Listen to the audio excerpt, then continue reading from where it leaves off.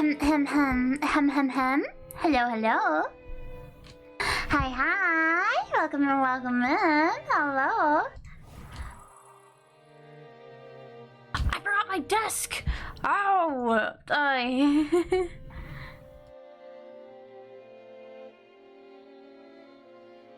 Hold on. I need to pull out my desk. Hold on. Oh, there we go.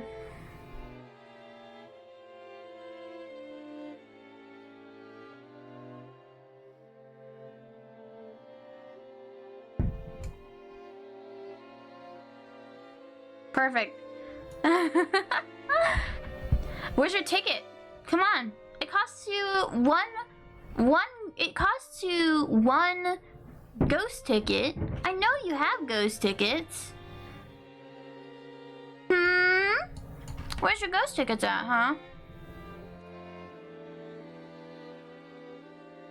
But let's go through our greetings before we start.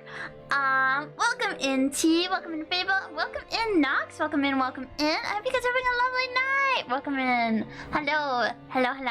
It's good to have you. It's good to see you. Hello. We're book clubbing.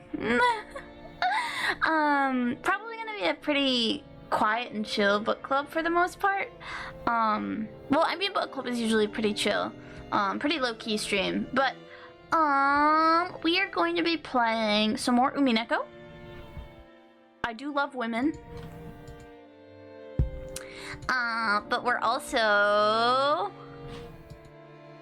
I'm really excited. I also have a bunch of stuff to do tonight, so our stream will probably be a shorter one. I also want to get a little bit of a nap in before Dawn Trail comes out. Because it comes out in like less than 12 hours.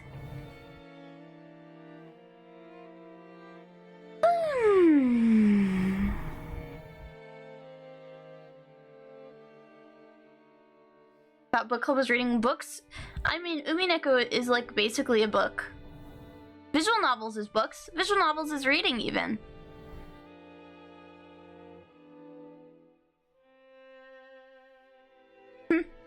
Humph? You humph at me. Don't you give me that attitude.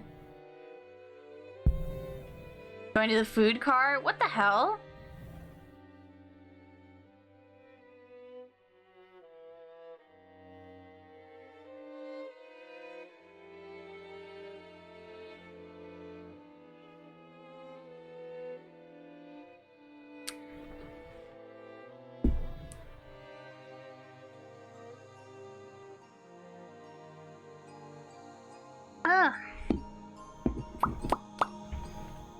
Let's see.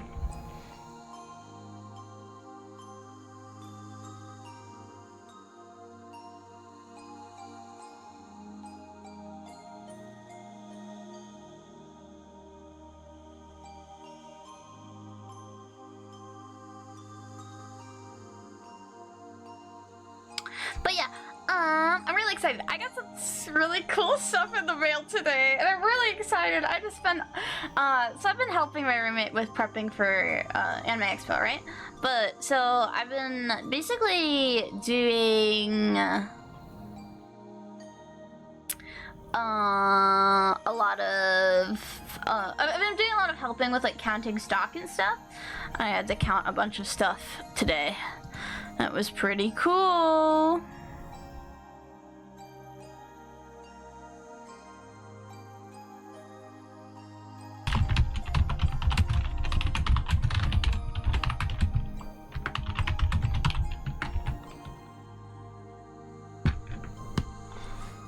Choo-choo!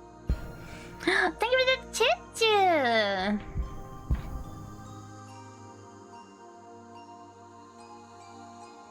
That was weird. I haven't been able to hear my choo-choo for a while. Ooh, what's going on with that, huh?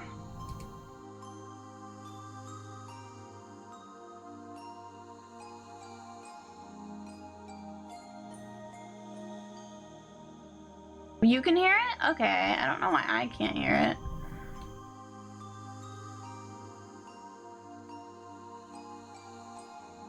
Oh, you found your tickets finally. I see how it is. I see how it is.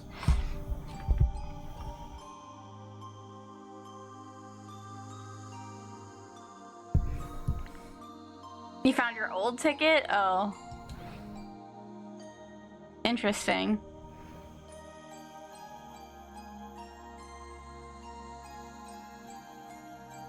But yeah, I'm really excited. I'm probably gonna announce it before I leave for my trip so you guys can think about it wistfully while I'm on my trip.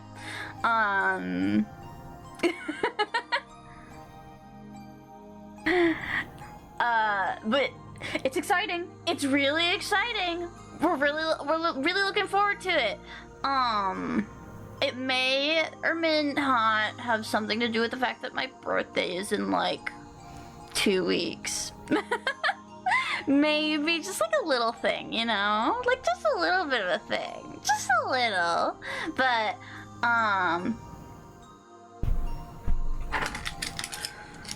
it's so cute. I only have, oh, well, I can't say that. But it's super cute. It's super cute. It's so fucking cute.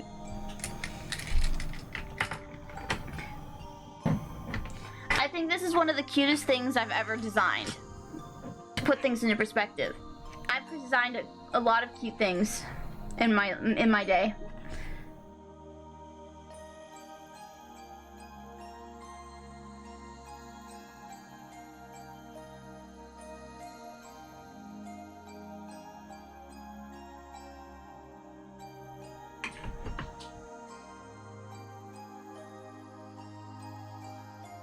But I'm very excited about it. I'm so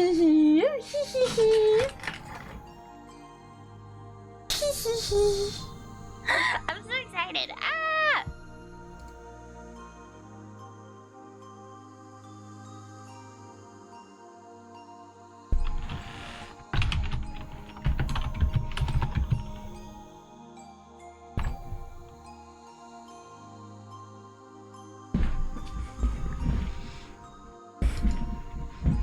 But yeah, really excited, really exciting. I wanted to announce it as soon as the whole thing was finished. But I need to do things like make graphics and stuff. So I need to make graphics and I need to take pictures and I need to what else do I need to do? I need to like prep. I also didn't want to announce it like during the charity stream this weekend. So, it'll probably be announced on Monday. Before I leave. I might do a secret Monday stream. Secret Monday streams are rare. Because I don't usually stream on Monday, Tuesday, because those are my work days, my off work days. Where I work on offline stuff. But my offline stuff has been bleeding into my streams lately, so, well,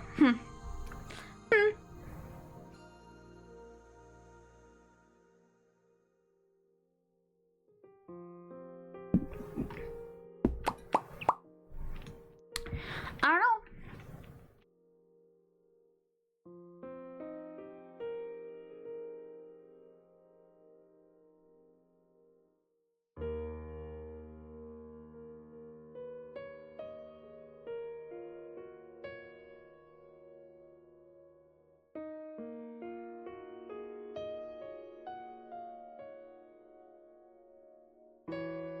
Let's see.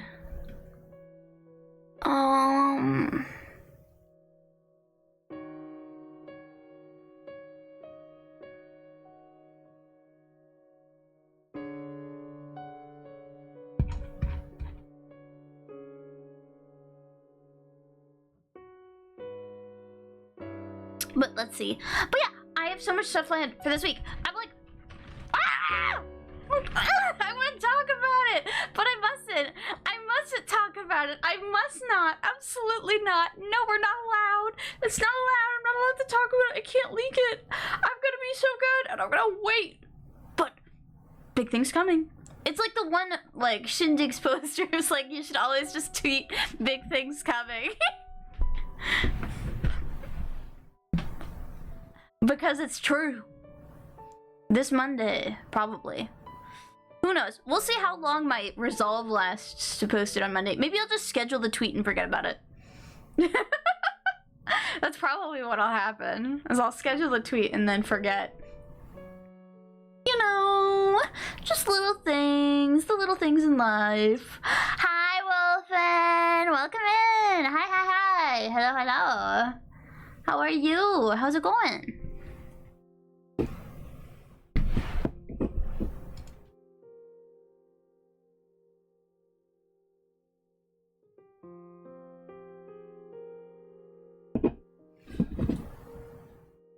We were just talking about the other announcement I'm gonna make at the beginning of next week.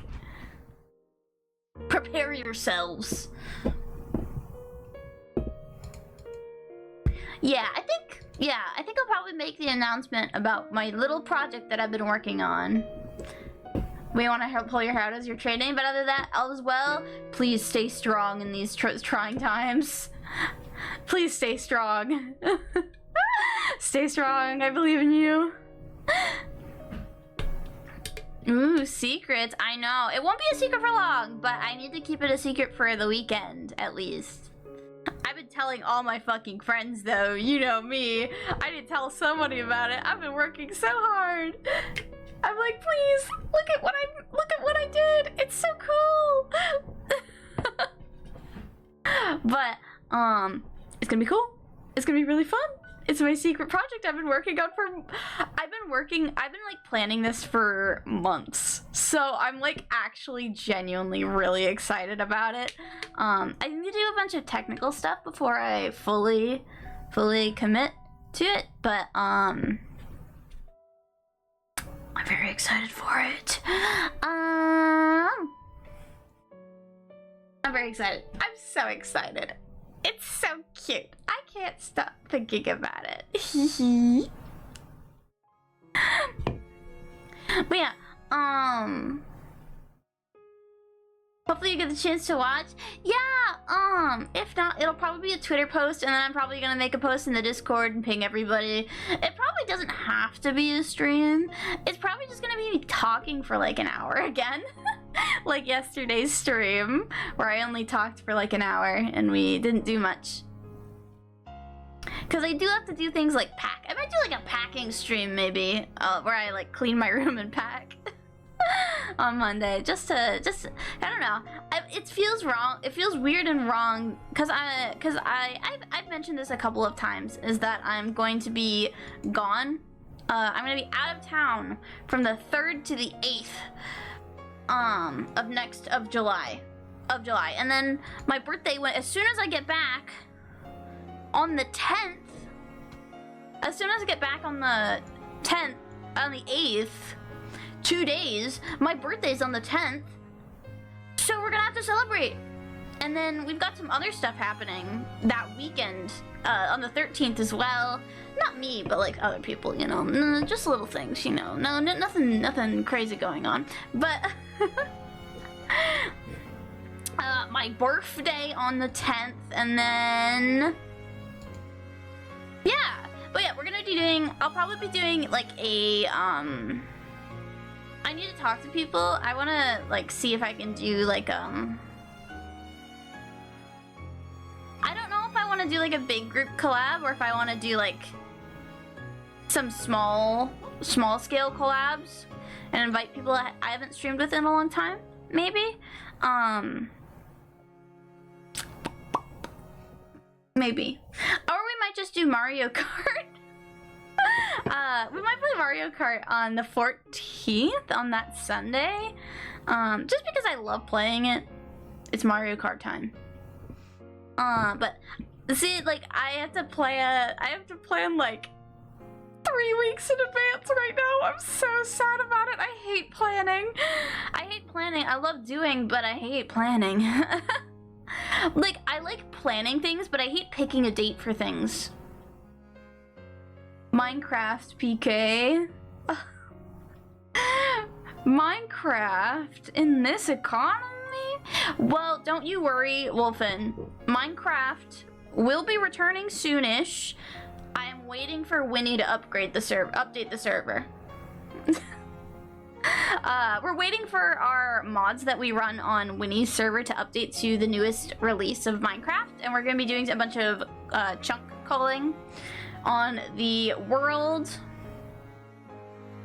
And then we're gonna go do some new content on Winnie's server. I think that's the plan, is to do a bunch of content on the Winnie server, as well as the return of our favorite series, our favorite Minecraft series on the Winnie server, which is, hopefully, if we can figure out times and schedules, once he gets back, bringing a certain devilish boy back to the Minecraft server to teach him how to play Minecraft. He's probably forgotten how to mine. He's probably forgotten how to craft.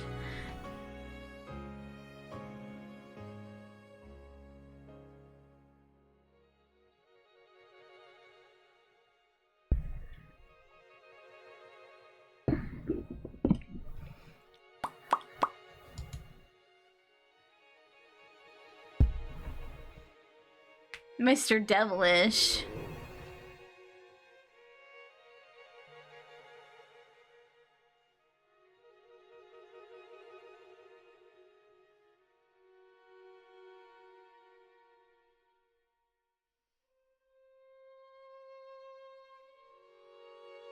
The true Nooligan. Yes.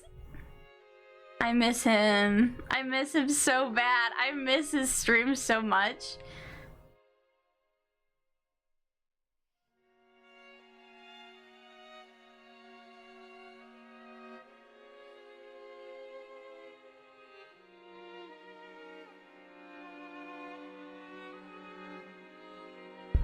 I miss him so much. Ah.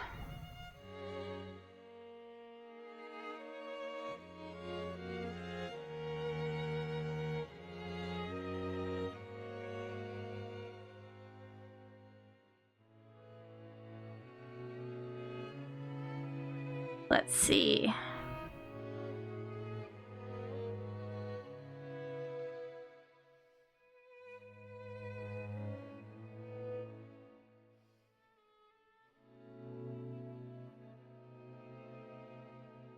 I was so excited to get a doodle from him and Gamma for sending a gift. Yeah!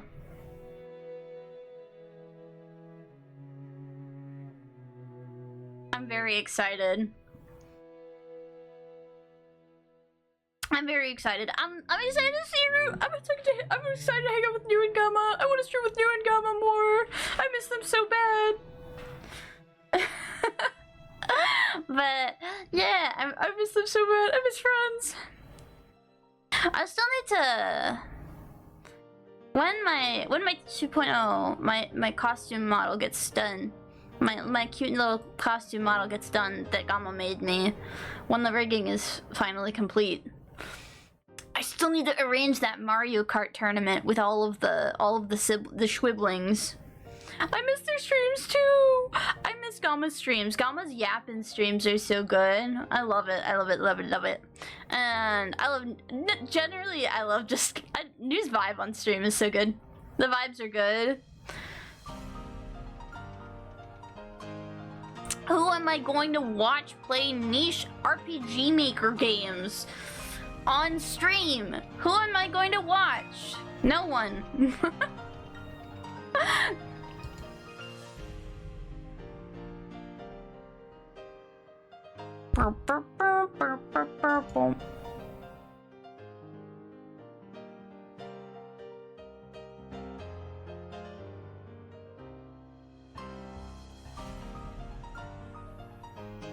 But I'm really excited for the new .0, as you the new .0. I guess we could call it that.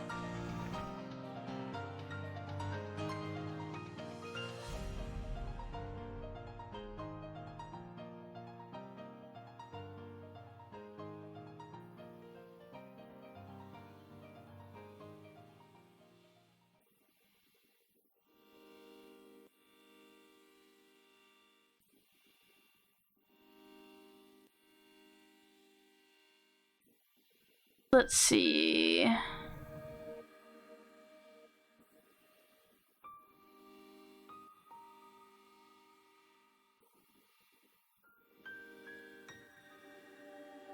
Lurky, hi guys! Gamma said they'd be back, but I think there's a health flare-up. Yeah.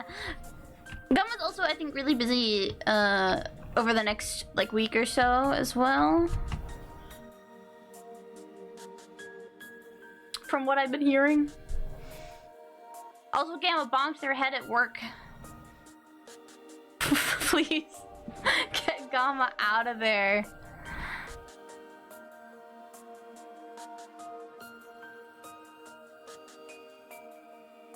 We need to get Gamma out of there.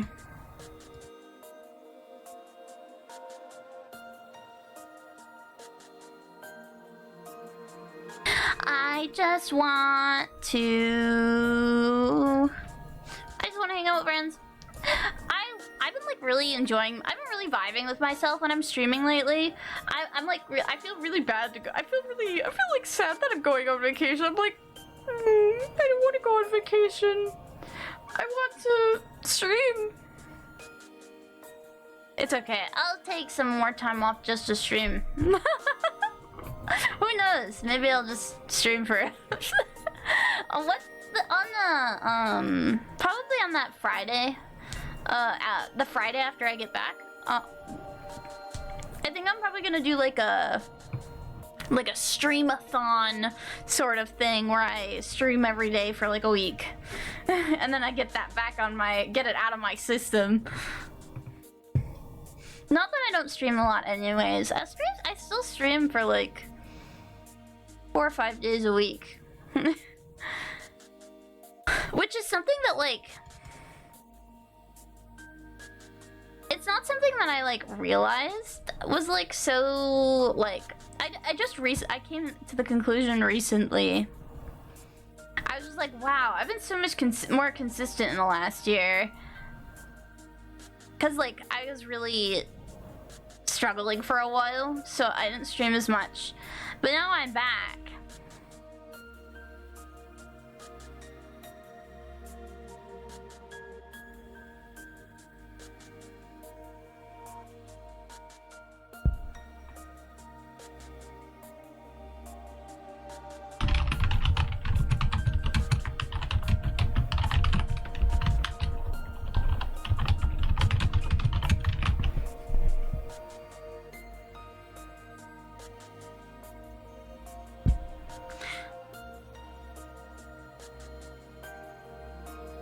But yeah, we should probably read Umineko, you know? Like, I was like, oh, I should read Umineko today. But has not done that.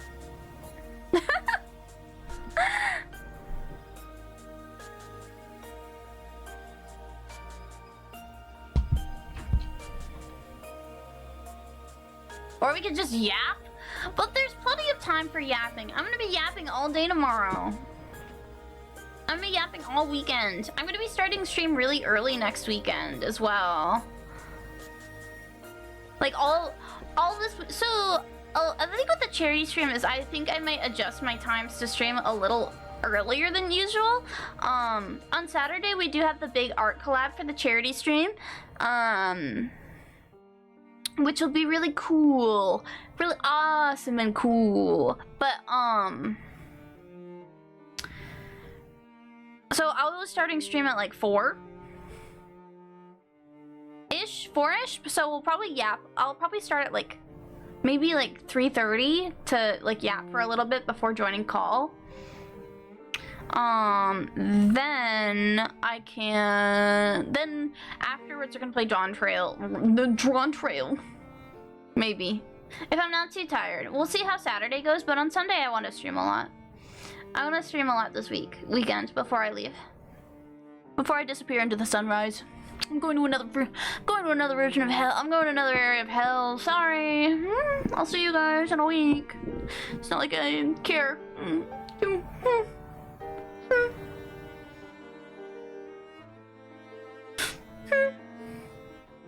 I care a lot, actually. I'm so sad. I want to stream. If it was possible for me, I wish I owned a laptop so I could stream from my, from my hotel. What, huh? I want to stream from the hotel. Just you wait. I'll figure it out. Come visit. I'll treat you some noodle soup and sashimi. Oh, I want to eat sashimi so bad. I do have some dinner with friends planned. Dinner with a couple of friends actually. So I'm very excited to go on my trip. Cause I promised dinner with a couple of people, and then I think one of my friends, we were gonna go shopping and we're gonna grab some stuff and such, you know?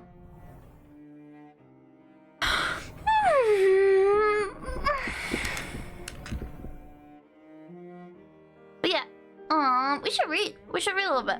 I'm gonna be giving myself a hard cutoff tonight though. Just a warning, I'm probably gonna cut myself off at like 11:30 at the latest. Just because I don't want to die tomorrow. I need to get up early tomorrow. I'm gonna be getting up super early so I can get up and queue for I wanna actually be able to, I wanna kind of play and I wanna play Dawn Trail for like a couple hours before I have to go to the station. I think I'm gonna try. I'm gonna attempt it. I'm gonna attempt it to get in early at like 4 a.m. But because I still have to do like the pre-Dawn Trail quests. I finished all of the like Void.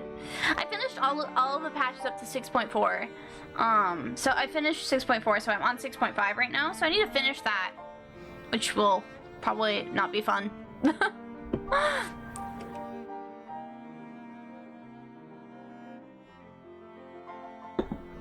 You can download it now? Well, I don't want to download it when I'm streaming. It was the main problem.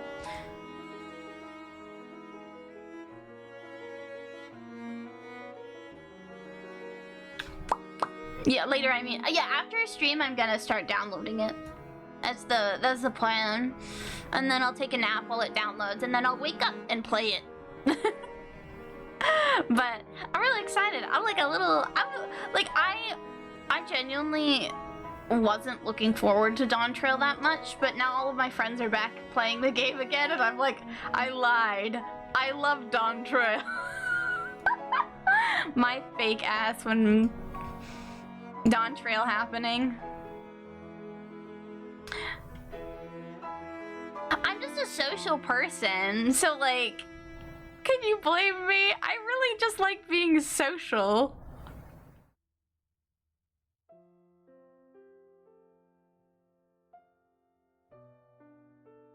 Like, I'm just very social as a person, so like...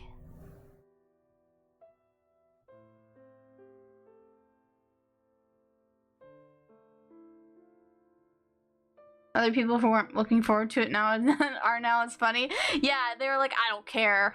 I don't care about Dawn Trail. And then they're like, me and the Bessie. It's like that one post.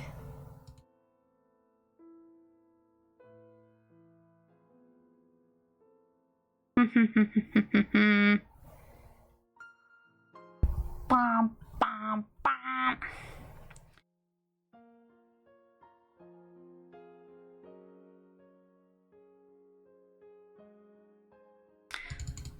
Let's see. Where is my...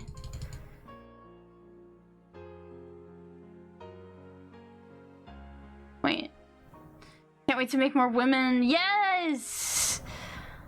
Yes, women.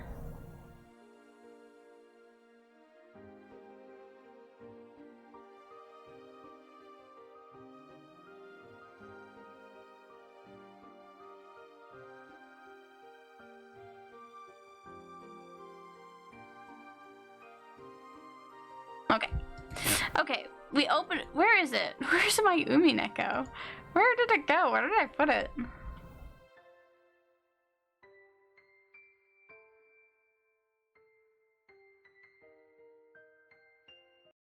Okay. suspension. When they cry.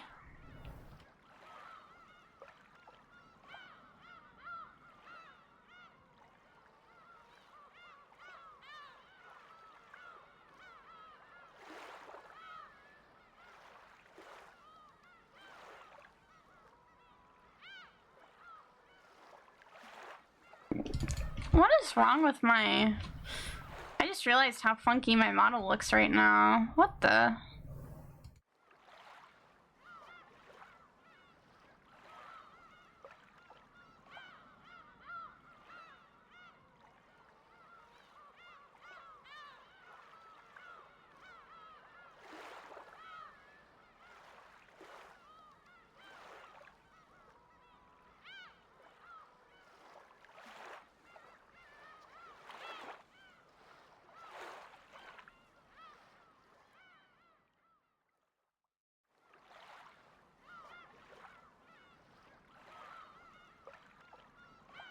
There we go.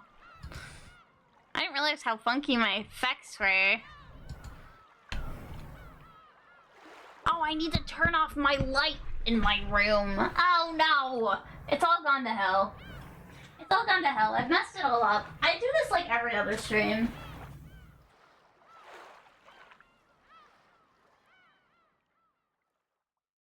Yippee! It's time to read about murder!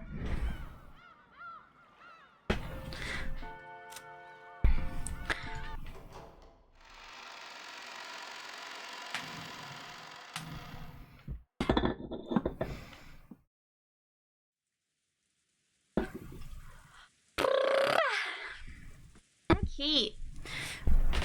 Rosa and the rest returned from the chapel to the parlor in the mansion.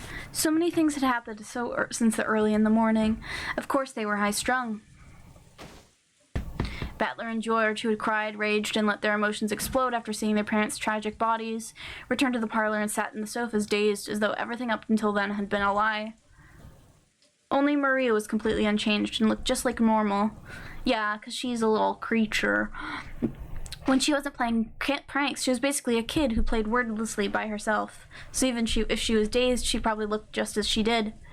But as she turned on the TV and flipped through the chilled channels, it looked as though nothing about her had changed from normal. Did Rosa think anything in particular about this attitude, which was clearly different from normal people? She stared at Maria's back as though looking at something that wasn't quite heartwarming. Eventually, Kumasawa came to say good morning. Her cheerful manner was clearly out of place, and she couldn't help but be bewildered by the strange atmosphere in the room. Then when she heard the details from Goda, she reacted loudly with shock. Oh, of course you've contacted the police, right? What should we do at a time like this? Oh, what should we do? Please come down and listen. It seems the machine somewhere is somewhat dumbed in by the lightning last night. Because of that, we haven't been able to use the phones. What? Then, until the typhoon passes, we can't even contact the police? Maybe Kumasawa's exaggerated surprise was a bit comical. Even in this kind of situation, Rosa giggled. Because of that, the fog of confusion that covered her head cleared up a little. I've got to stay strong. It's not just Maria. I'm acting as a parent for George and Battler, too, so I have to stay strong. Rosa had been the youngest sibling, with a large difference in age between her and the others, so she had always been treated as a child. Every time she learned something new, it was something obvious to her siblings, and she had built up a complex, becoming convinced of her own incompetence. So she developed a passive personality, asking her siblings for advice every time something happened. But she no longer had any brothers or sisters. Now Rosa was the only one of the 4 Oshirina siblings left. Furthermore, if Kinzo continued to shut himself away, even in this extraordinary situation, Rosa would have to surpass this crisis as the head's representative. I'm not a child anymore. Not a child. Rosa slapped her knees lightly and stood up. She must not wait for orders now. She had to start moving herself. She picked up the receiver of the section phone at the side table. Then she immediately remembered that the phones were down. Genji and Shannon, whom she had sent to see Kinzo, hadn't returned yet. She had a good guess at what was going on. He was probably yelling something nonsensical again, becoming unmanageable. His precious chapel had been defiled with blood. That was so easy to imagine. She had planned on using the extension to call down to the study, but unfortunately the phones were down. Rosa decided to go to the study directly with her own 2 feet. Her old self would have been too frightened to see Kinzo. And in fact, if she did meet him, she would probably be blamed somehow and insulted. This was no time to be frightened. As his true daughter, she had to make him aware of the current situation. Kumasawa-san, I'm going to see father. Take special care of George and Battler. I'm sure they're on edge right now. Yes, that may be true. It truly is pitiable. Oh my goodness. I shall make them something warm to drink. Thank you. Rosa went out of the hallway and headed towards Kinzo's study. The atmosphere in this mansion, which she'd spent her younger days and should have been full of memories, seemed somehow different. She began to climb the stairs in the entrance hall. Just then, in the faint darkness down the stairs behind Rosa's back, something glowed. It was a single, fluttering gold butterfly. It fluttered around and sparkled. The butterfly danced without a sound. It was only natural. No one can hear the sound of a butterfly's wings beating. And then it came to a rest on Rosa's back as she slowly climbed up the stairs. Rosa didn't notice it. If someone not in the know saw it, they'd probably assume that it was just a single sheet of gold leaf in the shape of a butterfly that had been stuck there. Without noticing a thing, Rosa continued heading towards Kinzo's study.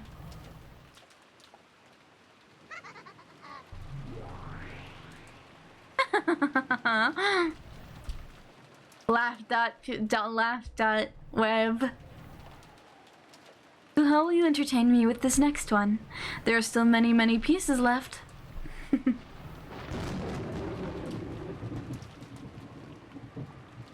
Ooh, oh boy. Okay.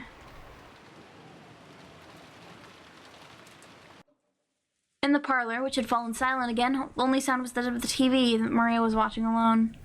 If there was anything audible besides that, it was the sound of the rain, which had continued on and on since the previous night. Every one of those who had witnessed that unearthly and horrible scene stayed silent, as though praying that the events of that morning had all been a dream. Because Kumosawa alone hadn't seen it, her reaction was slightly different. The silence itself seemed more unbearable to her. She was anxious to encourage everyone somehow. However, she was aware she must avoid saying anything careless, and she seemed pondering how she could be the most helpful. Normally, it'd be time for breakfast. However, possibly because of something so outrageous had happened, Goda seemed to have forgotten to prepare a meal. Or maybe everyone was so beaten up that they'd forgotten their hunger. Kumasawa wanted to bring up the subject of what they should do for breakfast, but it didn't seem like the right atmosphere, so she really couldn't. But she really was hungry, so she casually made a proposal. Seems that everyone is tired after all that has happened. At times like this, I think the best thing is to heat yourself with some warm black tea. Indeed, that is an excellent plan. I agree as well. How about some delicious black tea with biscuits and jam? Ah, yes, I hear Halloween will be here soon. We have some delicious pumpkin-shaped cookies on the shelf. Ah, Kumasawa, that's...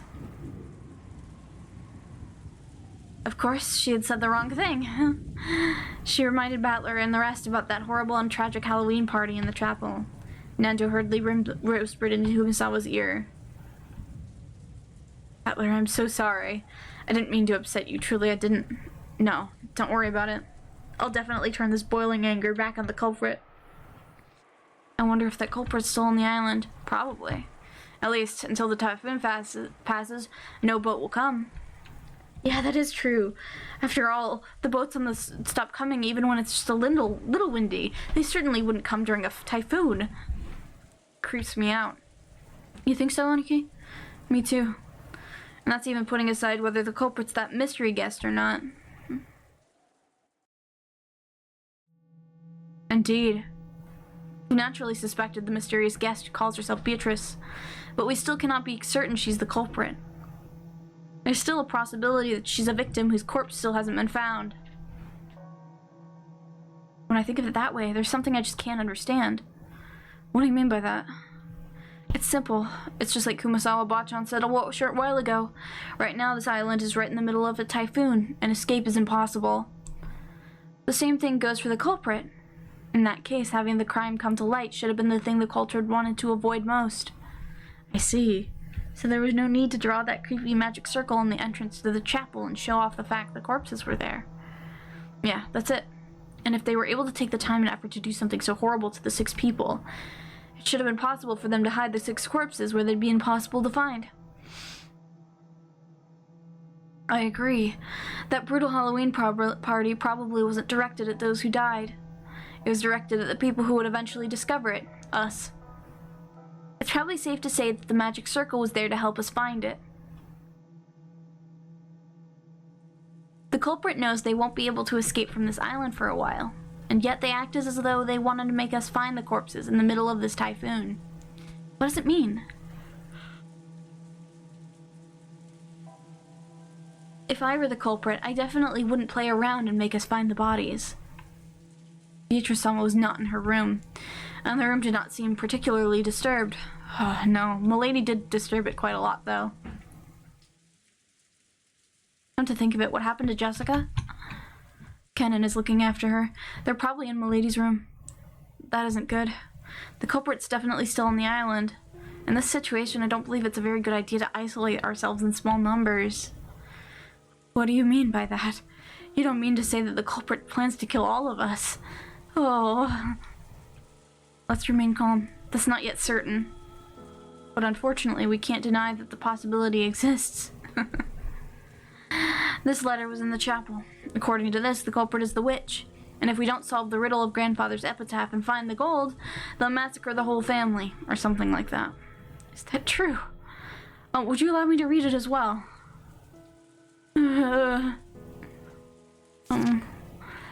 As they read the witch's letter, Goda, Kumasawa, and Nanja's faces grew even paler than they had been. Kumasawa could no longer hide her shaking. If you don't want to die, try finding Grandfather's hidden gold. Is that it? Screwing around with us. But she can't even solve the riddle, so she's trying to make us solve it. However, I wonder what the truth is. Madame always stated the legend of the gold was nothing more than the illusion created by the master. It's doubtful whether it actually existed. True. Supposedly they thought it would be nice if it did exist. But only half believed it. The relatives started believing in the legend of the gold only after Kinzo's health worsened and the inheritance problem came up. Until then, hardly ever anyone believed in it. I understand. Oh, so maybe that's why. Do you remember? The table in the chapel. There were 3 gold ingots. That alone would have been worth quite a lot. Doesn't that prove that the legend of the gold was real? Food is free, right? Maybe. Hold on. Yeah, I'll take a sip of my drink. Thank you for the hydrate. Excuse me, please wait. Just now, did you say there were 3 gold bars? Yeah, there were definitely 3 of them piled up. So what? I happened to hear Kraus-sama say something once. Yeah, I just happened to hear it, you see. It's not like I was trying to listen in on secret discussions. No, indeed. It's okay, we can just magic more cakes.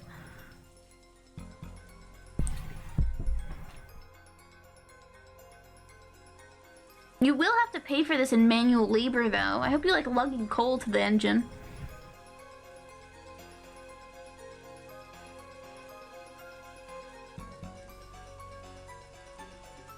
Just don't worry about that now. So then what? Is there something wrong with there being 3 of those gold bars? Yes. According to Kraus, there was only 1 bar ever found to support the legend of the gold. You just admitted it. I'm screenshotting that. Correct. I believe Kinzo showed the president of Murasu a mountain of gold and let him take 1 bar back with him, or so the story goes. That 1 bar came in to be in Kraus's possession.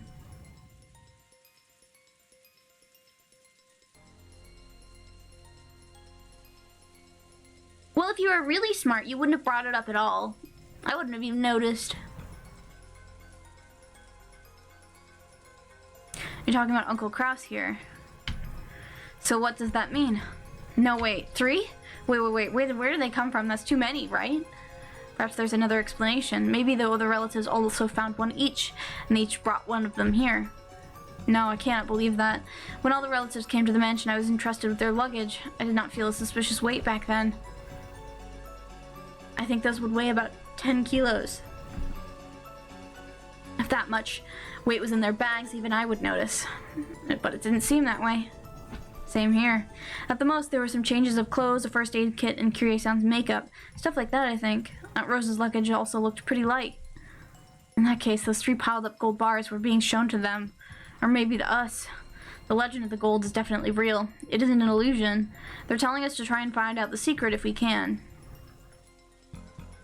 Could they be scheming to have us solve the epitaph which points to where the gold is hidden to try to snatch it away? Yeah, that does make some sense. But there are a couple parts that don't fit. To start, our parents, who should have been the most likely to solve the epitaph, were killed first. That seems to create a contradiction right off the bat to me. And something else makes even less sense. If the legend of the gold is actually true, then how were they able to pile up all that gold? It's almost like the culprit's already found the gold, and is telling us to try and find it too. Maybe the culprit found those 3 like Kraus did. Maybe that convinced them that the legend is true and they're trying to make us search for the rest. I think that way fits best.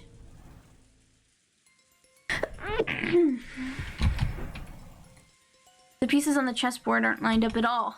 We don't have a clue what the culprit is planning, what they want, or what they want to make us do. Is there any point? No matter what we think, is there anything we can't figure out? We can figure out right now? It was written down. What she wanted to make us do. Couldn't anyone read it? Maria suddenly laughed in a creepy voice. I thought she had been concentrating on the TV, but apparently she'd been listening in too. Without turning away from the TV, she very simply told us what we were forgetting. Beatrice hadn't said once that she wants the gold. All she's asking is whether you're capable of solving the epitaph's riddle or not. Though it'll be a bet. No, I'll bet she's pretty sure you could never do it.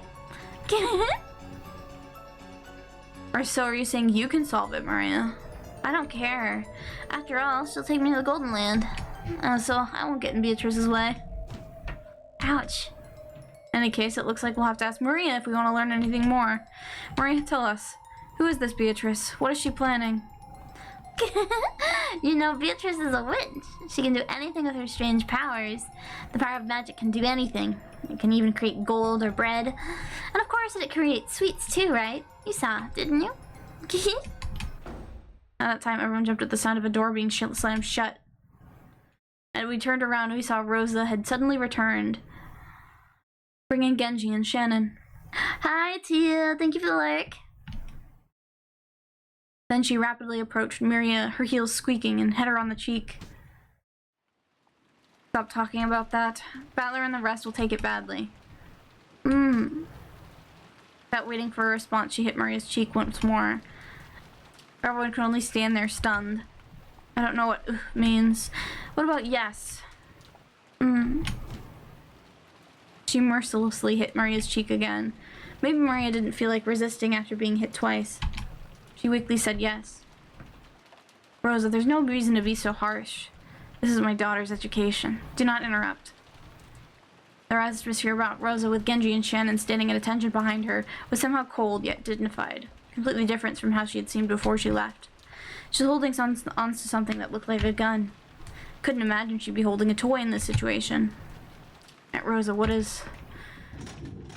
She's got the gun this time. This is Father's. Because of the current situation, I borrowed it specially. Everyone should understand. The culprit is still nearby. We don't know what might happen. I fucking hate Rosa.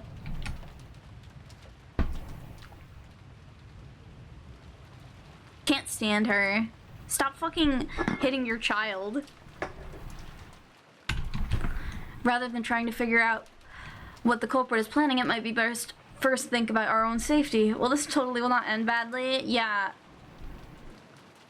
Father was fine, but he's considerably shaken by these sudden events. Fortunately, he said he won't leave his room, so he should be safe. For now, we should all try to stay together as much as possible. I agree. We don't even know where the culprit's hiding, and after all, there's no proof that there's only one of them. Even though I'd said it myself, I shivered.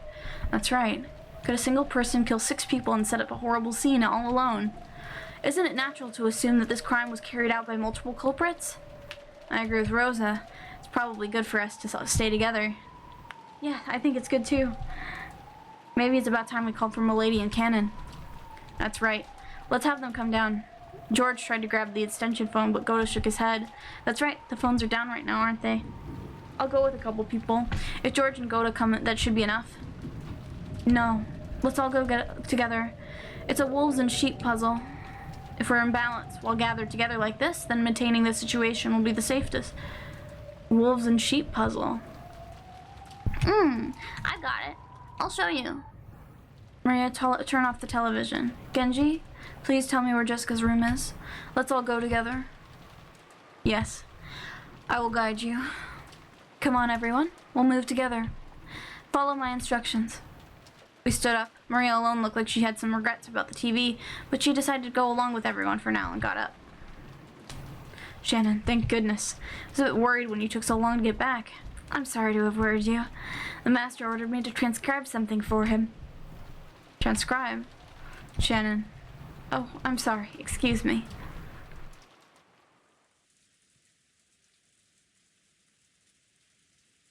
We headed for Jessica's room with an armed Aunt Rosa and Genji in the lead. Jessica and Cannon were a boy and girl of about the same age. It sure be a shame if we barged in on them at a bad time, or at least that's what we'd be joking about normally. However, Aunt Rosa was on edge, constantly exuding a sense of tension, so it definitely wasn't the sort of atmosphere for careless remarks like that. Hey, don't fall behind. Everyone move together. We don't know when or where the culprit might leap out at us, right? No, maybe Aunt Rosa's attitude was more appropriate. Since Grandfather hadn't come down, Aunt Rosa was our leader. It wasn't a situation where she could smile like she always did. And Aunt Rosa was a mother, too. She probably also thought if she didn't get a hold of herself, some harm might befall her beloved daughter. The culprit had killed 6 of our parents at once. The method they had used was unknown, but there was a good chance the opponent could take down a large number of people in a flash. Would that be with weapons or with numbers? Or with magic of a witch? In any case, I couldn't think of a reason why it'd be okay to let our guards down. The rest of us had better take much, much greater care, just like Aunt Rosa. Everyone stop. Aunt Rosa spoke in a sharp voice. Wondering what this was all about, we peered forwards, and immediately realized the reason. What is this? Everyone get back. Koro and Genji approached the door. Upon this door was probably Jessica's room. It seems to be the same paint that was scribbled on the door to the chapel. It appears so. It seems not much time has passed since it was drawn. What the heck? Is that another magic circle? It's the first magic circle of the moon. It has the power to open unopening doors. Drawn on the door to Jessica's room was the same kind of creepy scribble that had been drawn on the door to the chapel. That strange pattern must have had some occult meaning, but it didn't matter what the meaning was. We were worried about whether those two were okay. That doesn't matter. Are Jessica and Cannon safe? This doesn't bode well. We should quickly bring those two downstairs. Milady? Milady, are you there? Please answer. Goda knocked violently and yelled, but there was no answer. He gripped the doorknob with clatter, but the lock just resisted him. Rosa summoned it appears to be locked. There's no helping it. Please open it up. Gensha nodded, and Goda quickly unlocked the door with the master key. In the back of my mind, horrible images floated up and disappeared, one after another. A magic circle had been drawn on the door to the chapel. Behind that lay 6 corpses. So if there's a magic circle drawn on the door to Jessica's room, then beyond it must be Jessica-sama. What happened? Is she there? Jessica! What happened? It's truly heartless. The expression on Goda's face and his cry as he opened the door prepared us for the brutal fate that Jessica had met even before we saw her. Everyone rushed into Jessica's room at once. That scene told everyone that their worst fears were spot on. Jessica! How horrible. Dr. Nanjo.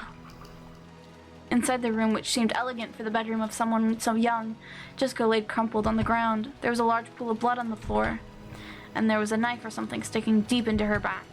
Was it a knife? There was a design on the handle that just had to symbolize something demonic. It had to be a weapon with some kind of occult meaning. This is horrible. She's passed away. This probably reached her lungs. Not much time has passed since she died. Jessica, damn it. Battler. I was naive. I knew it. Since the culprit couldn't escape the island, they were definitely close by. So I didn't get cautious sooner. I was naive. I just assumed the culprit would commit their crime and then sneak away and hide. We were stunned then. We thought that Jessica could give in to Raisin. Running off was just something that couldn't be helped. But we were naive. We should have stopped her. God, why did you leave those two alone? If only you'd been with them, something like this. No, that is, I said it was dangerous, so we should return. It's just Milady said she wanted to be alone. Cannon told me to leave it to him, and Speaking of which, where's Cannon? That's right. What in the world happened to Cannon? Cannon? Where? Cannon should have been with Milady. Where in the world did he go? You don't think they got him? Quiet. Someone might be hiding in this room. Search under the bed and in the closet. There's a chance that Cannon's corpse had been pushed away somewhere. At Rosa's order, everyone searched throughout the room together, but there wasn't a single human hiding anywhere. He's nowhere. Could the culprit have taken him out of the room? Then we'll have to search for him quickly and save him. If we're slow, something awful might happen. Aunt Rosa, let's search all over the mansion. Let's search for the culprit. Let's save Cannon. Quiet! When Aunt Rosa yelled at us, we instantly fell silent. She's probably contemplating something. However, what in the world could that be? Aunt Rosa walked around the room as though looking for something, or as though she was collecting her thoughts.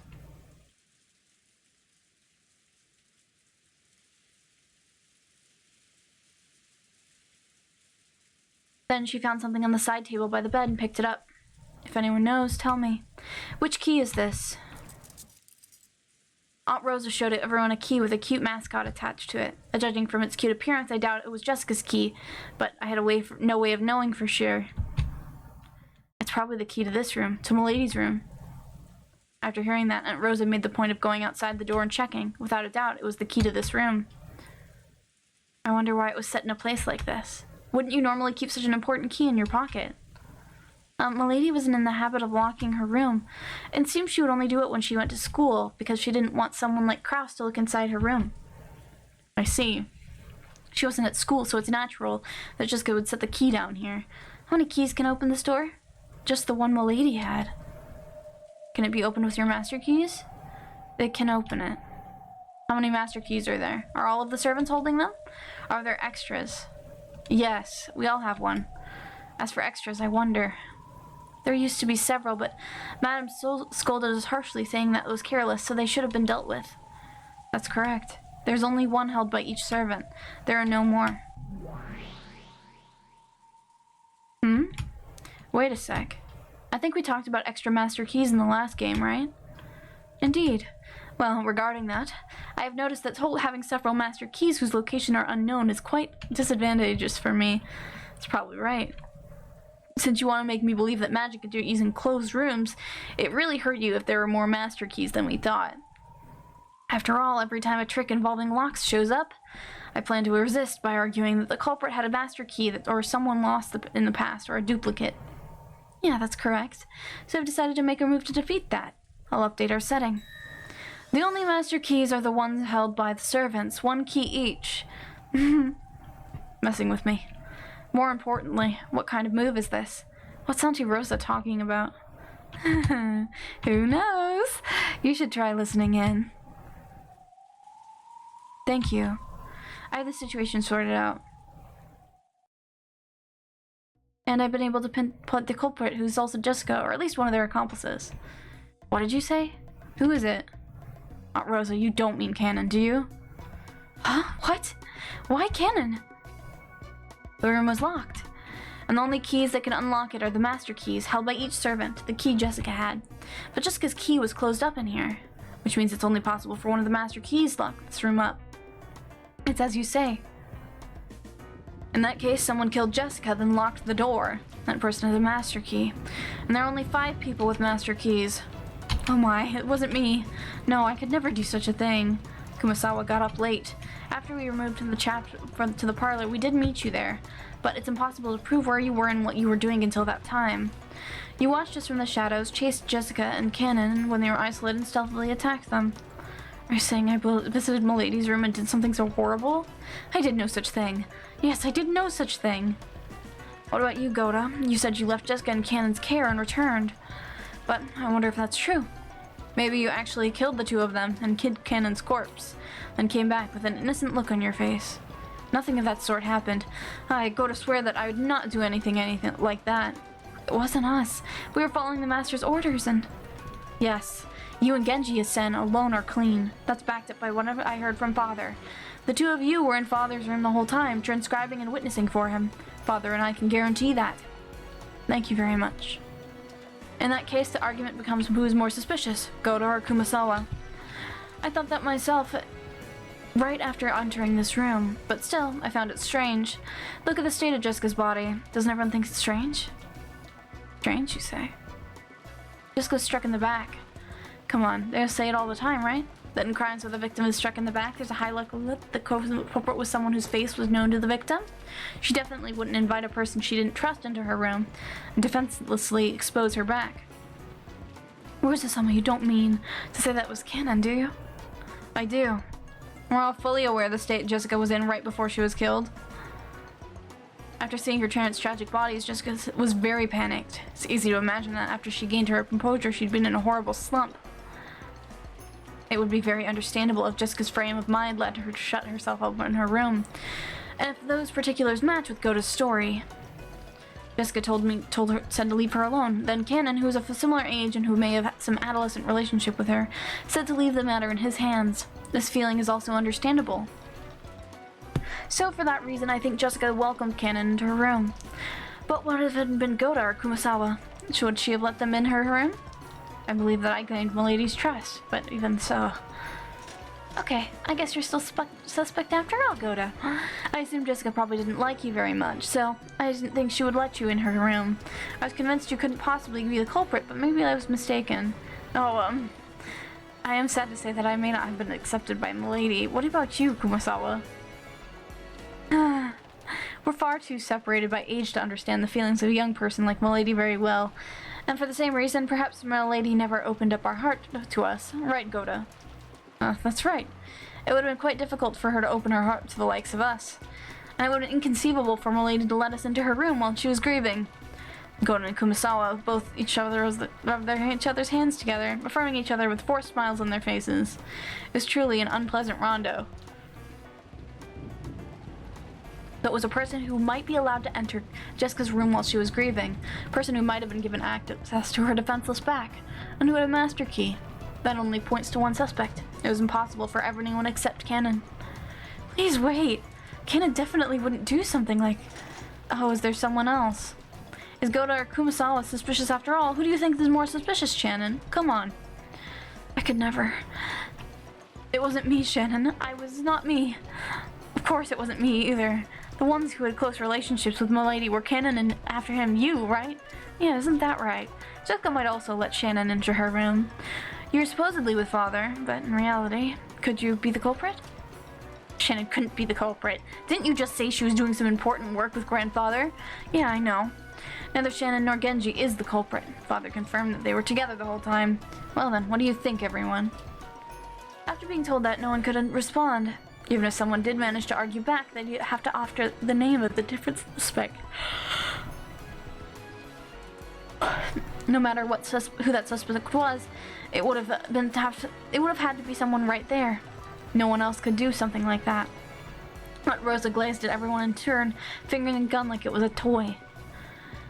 She seemed so different from the kind Aunt Rosa I knew. No, it's probably because I'm not fully aware of the danger we're in. Maybe Aunt Rosa's attitude would seem natural if I could truly sense the peril surrounding us. Looks like no one has an opinion, then I'll give you mine. Of course, I can't deny the possibility that Cannon's a victim without a corpse. But until we find that corpse, I certainly can't rule Cannon out as a suspect. There's a chance he'll suddenly appear again, claiming to have been attacked by the culprit and confined somewhere. But take care. Most likely, no, there's no doubt about it. Cannon killed Jessica. No way. I can't believe that. Cannon did that to Milady? That's too much. I feel the same as Shannon. I'm opposed to labeling Cannon as the culprit. Then is the culprit Goda or Kumasawa? Tell me who's more suspicious. It wasn't us. If it wasn't Cannon, then who could have locked this door? How about it, Shannon? George? Aunt Rosa closed in on Shannon and George, laughing unpleasantly. Of course, they couldn't say anything back. They wanted to believe in Cannon, but if they did, they'd have to suspect the other servants. The simplest culprit was the mystery guest, Beatrice, but she was nothing more than a guest and didn't have a master key. So if Beatrice is the culprit, despite lacking a master key, then do we have to accept the argument that she really is a witch, who locked the door with magic? That's a dirty argument. That's so dirty. What are you worried about? Make it my fault. You can just make it the fault of the 19th person, the mystery guest, right? If you do, you won't have to watch this ugly battle of humans blaming each other, right? So then what? The culprit is the 19th person, the guest, Beatrice. She's a witch, so she could lock the door without a key, using magic. Are you telling me to accept that? Damn it. Damn it. In the last game, I learned all your weak points. So, what will you do? You said you definitely wouldn't accept me, right? Then you can use Cannon as the perfect sacrifice he is. Cannon killed Jessica. If you support Rosa's theory, everything is settled here, right? Cannon is already dead. There should be no need to show concern for the dead. And you won't have to suspect anyone in this room. Damn it. I won't accept you, but Cannon being the culprit is impossible. I don't want to suspect anyone. However, at times there's no smoke without fire. Turns out to be true. Anyways, you can never be too cautious. Dr. Nanjo, what do you mean by that? Please do not misunderstand. I don't want to label Cannon as the culprit. However, until you understand the situation, there's a possibility that he is the culprit, and I believe that thinking that way is safer. Oh, yeah, that's right. You can't be too cautious. The general consensus certainly didn't seem to find fault with Nanjo for what he said. True, no one actually thought Cannon was the culprit, but unless they suspected him, they'd have to suspect one of the servants here. We didn't want to do that. We didn't want to suspect. We didn't want to be suspected. That's correct. We cannot be too vigilant. I take that no one objects to that, right? Understand? There's a very high likelihood these murders are connected to Father's legend of the gold.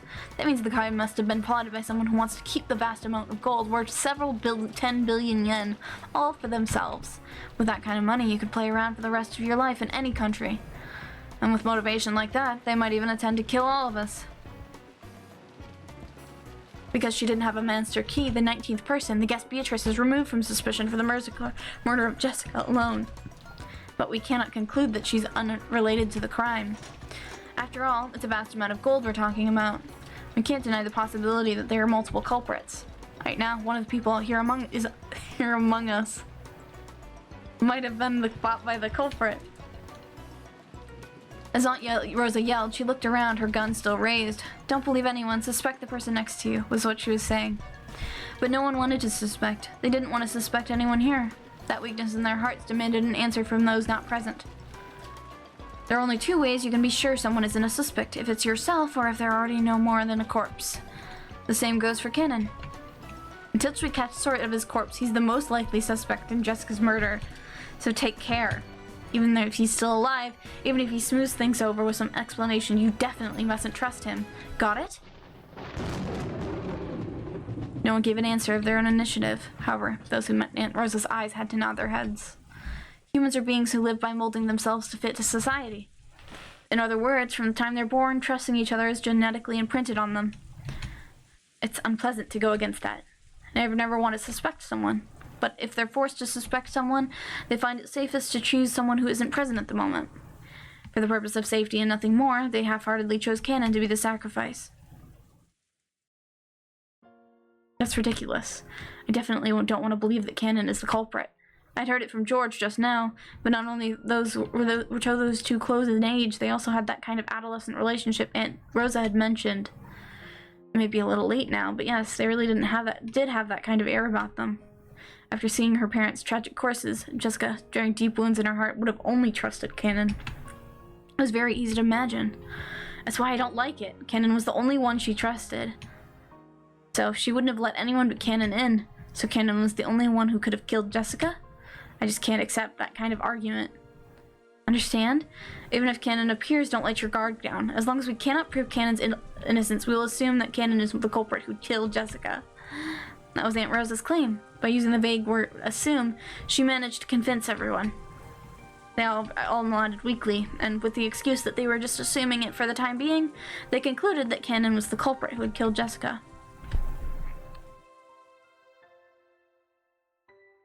I wonder what Jessica and Cannon would think if they could hear this exchange.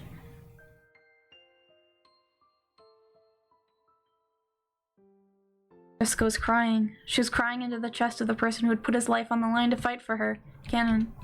It was frustrating. So frustrating, it felt like her chest would explode. She grieved and resented how far the dignity of the dead had been trampled. How can those guys treat Cannon like the culprit? Because there's no corpse? How can they treat you like the culprit just because there's no corpse? You risked your life to fight for me, right? Then that witch erased the corpse for fun. For them to call you the culprit after all that, that's too horrible. It's okay. I wasn't able to protect you in the end, but I was able to be used to it in our final minutes. Why doesn't everyone understand that? Stop it. Don't call Cannon the culprit with that messed up logic. She isn't saying I'm the culprit. She's just saying I'm suspicious. No, she's saying to be careful.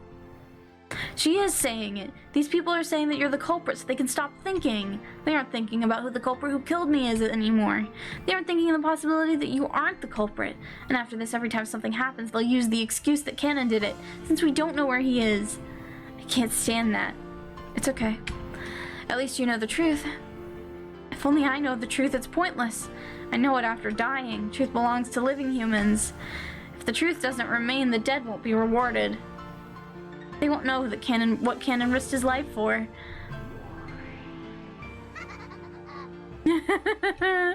Truly a splendid sight. You hardly ever find it sweeter, honey, than the laments of the dead. Lament, lament. No matter how much you lament, the voices of the dead can never reach the living. Damn it. Damn it. It doesn't matter who. Hear my voice. Cannon isn't the culprit. Cannon's corpse was just erased. Why don't you understand that? Lady. I can't stand this. It's too sad. I hate it.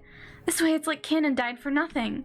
The honor of the dead means nothing unless it's acknowledged by the living. Doesn't matter who. Notice it. Notice it, please. Cannon isn't the culprit. Please don't go. Please don't go. Don't let it end like this. Don't go. Rosa announced the room would be sealed until the police came.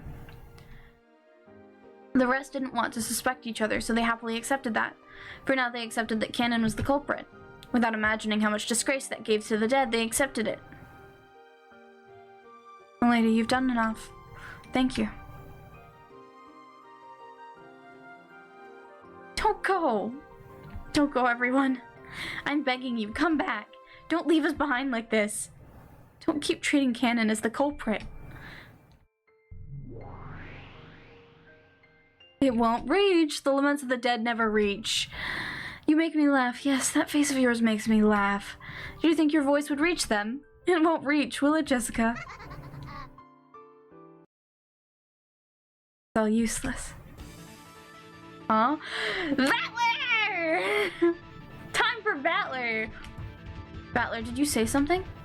Yeah, it's useless. It's all useless. Just as everyone was about to leave the room, Battler stood alone with his back to them, still looking at Jessica's corpse. What do you mean it's all useless? Do you have some objection? I agree we gotta stay on our guards, but sorry, I'm not buying all that about Cannon being the culprit.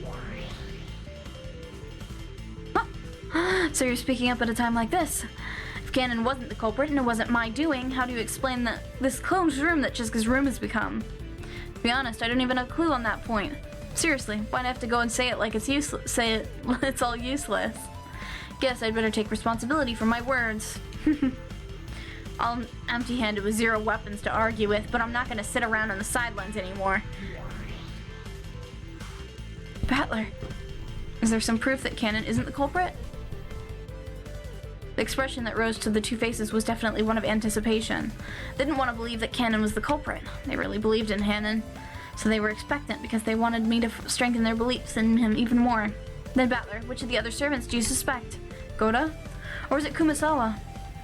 Quit it, Aunt Rosa. I know the person called Kumasawa Bachan well. She'll sometimes slack off on the job, but she always makes things fun for people. Even if her eyes were dazzled by money, she isn't the kind of person who'd kill for it. Battler. And I just met Goda yesterday. Honestly, I still don't really understand him. But there's something I do understand.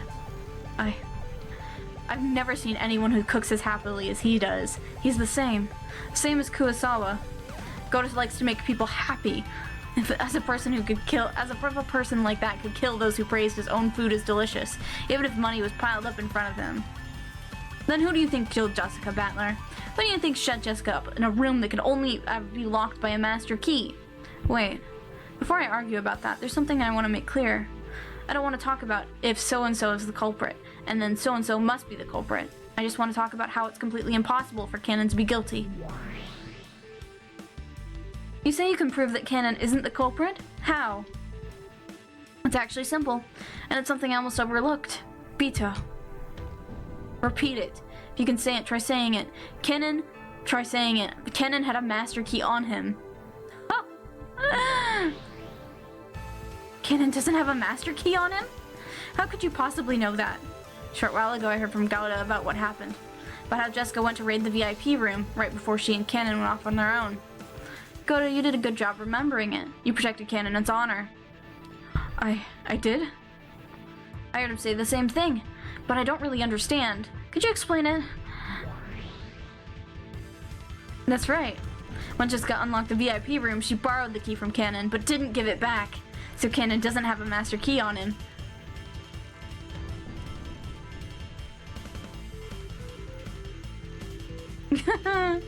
Is that really so? True, Gouda has no recollection of the master key being returned to Cannon. But however, she might have returned it when Gouda wasn't looking. How does that prove that it definitely didn't happen? If you could search the pocket of Cannon's corpse, you'd be able to say for sure, but you can't. It's impossible to prove. It's all useless. It's actually pretty simple, isn't it? No way. So you're saying that's why Cannon didn't have a key on him? Yeah. And to prove it, all you have to do is search Jessica. Cannon's master key should be in Jessica's pocket. Dr. Nanjo, would you check for us? Indeed. Nanjo dashed up to Jessica and searched her jacket pocket. Everyone was expectant.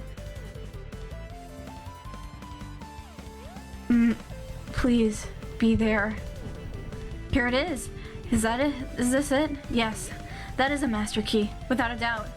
At Genji's statement, there was a small ooh of joyful voices. That's Cannon's master key. I'll say it again. Cannon doesn't have a master key on him, so there's no way he could have locked that door. It certainly does appear that way. But Cannon was the last person to meet Jessica. The fact that he's suspicious hasn't changed. Let's give that stuff a rest. Huh? Fundamentally, humans are supposed to be creatures that trust each other. But because we live in a tough world, we learn how to be deeply suspicious. So, we suspect everything. We're sad creatures. I won't deny it's our nature. But the one thing I won't let you do is reach conclusions without proof. If someone looks suspicious, that doesn't make them guilty. It makes them innocent. Of course, when the world is filled with wolves, I'm not saying you should carelessly believe everyone. But if you're gonna conclude that someone's guilty, you better have some perfect evidence. Unless you do, don't go around accusing them based on speculation. I was the one that brought up there's no smoke without fire. That was careless of me. I apologize. Battler. Wonderful reasoning, Battler. Thank you too, Gouda. Because of what you remembered, Cannon's been cleared from suspicion. No,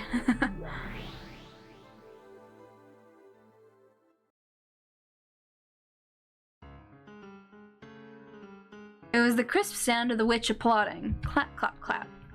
Well done, well done. Not a bad job. Crap. Did I fall for a bait piece just like you wanted? You magnificent proved that Cannon at least couldn't lock the door to this room. The servants should have all had master keys. With that as proof, Cannon was treated as the culprit, but you've at least managed to clear that away with suspicion. In that case, how did the culprit who killed Jessica lock the door? So that's the problem we have now. I got drawn into exactly the flow you wanted. I got you, didn't I? Furthermore, you said something outrageous about not doubting any of the other servants. Well then, I can't wait to see how you try to smooth that over. Shut up. Let's start right away. You'll probably just deny it anyway, but first let's check the definition of this as a closed room. Very well. First, there are absolutely no types of hidden doors. This door is the only way in or out. The only way to lock this door is with Jessica's single key or the master keys, only one of which is held by each servant. It is on the second floor, but is possibly possible to enter or leave through the window. However, the window is locked from the inside. I can spin the chessboard around already. If I start by arguing about the door and the lock, I'll probably see stuck dancing in the palm of your hand. As you like. Well then, what should I repeat? Repeat it. Cannon was killed in this room. Very well. Cannon was killed in this room. But I've raised his corpse with magic, right? Hmm? Again, repeat it. Cannon's corpse is in this room. I refuse. I can't repeat it, because I erased the corpse with magic. Yeah, figures you wouldn't say that. There's gotta be a secret hidden in there somewhere. Damn, where's that mysterious point I gotta find? Did they lock it without the master key, or did they somehow kill those two while they were inside the room and it was locked? Or did they kill those two then somehow escape? I hate to say it, but I'll have to cover up the moat first. Repeat it. The last time it was locked was due to a master key. I also refuse that. This refusing thing is really vague. I don't know if you refuse because it's impossible to repeat or because you can repeat it and you're repeating on purpose. Back when discussing the lock to the chapel, you completely turned the tables on me. When I have an advantage, there's no need to go out of my way to use red when it might be risky. That's all it is. I guess that makes sense. Originally, the point of the red was to counter my strange theories. Naturally, I use it in a way that works to my advantage. Now that I know I've got to worry about your twisting it around, won't use it pointlessly. Now, well then, what move will you use next? I imagine a move placing suspicion on Goda or Kumasawa would be easiest, right? Damn, it feels like you're leaving me on the nose and it pisses me off. Stay quiet a bit, I'm thinking. Of course, this door is the same as the chapel. When locked, it does not permit any form of entry. I'll say no more. No trick could have had the effect of locking the door from the outside without using a key. Damn you for always using red when I don't ask for it. Time to step back to square one. For now, I just gotta think. I'll lay out everything I know. First, there are two victims. Jessica and Cannon. Cannon's corpse isn't here, but Beatrice has admitted in red that Cannon was killed. So even without a corpse, he is concluded as a victim. There are a few questionable points, and depending on which I focus on, my line of thought changes a lot.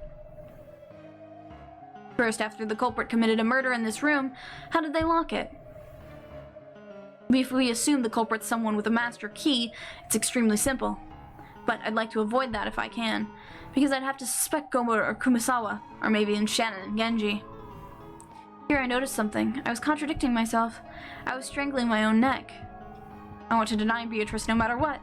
I want to erase the existence of that brutal, fickle, ridiculous witch. So I have to explain everything with humans, not magic. But that also means suspecting some human. I don't want to suspect anyone, of course. If there's some clear proof, I'll have to believe that person in question is the culprit. But until that happens, I don't want to suspect people. Or am I just naive? Am I a kid who doesn't want to have my feelings betrayed when those feelings tell me that this person is the least they can never commit murder? I want to deny that witch did it, but I also want to deny a human did it. I don't even know what I'm doing right now.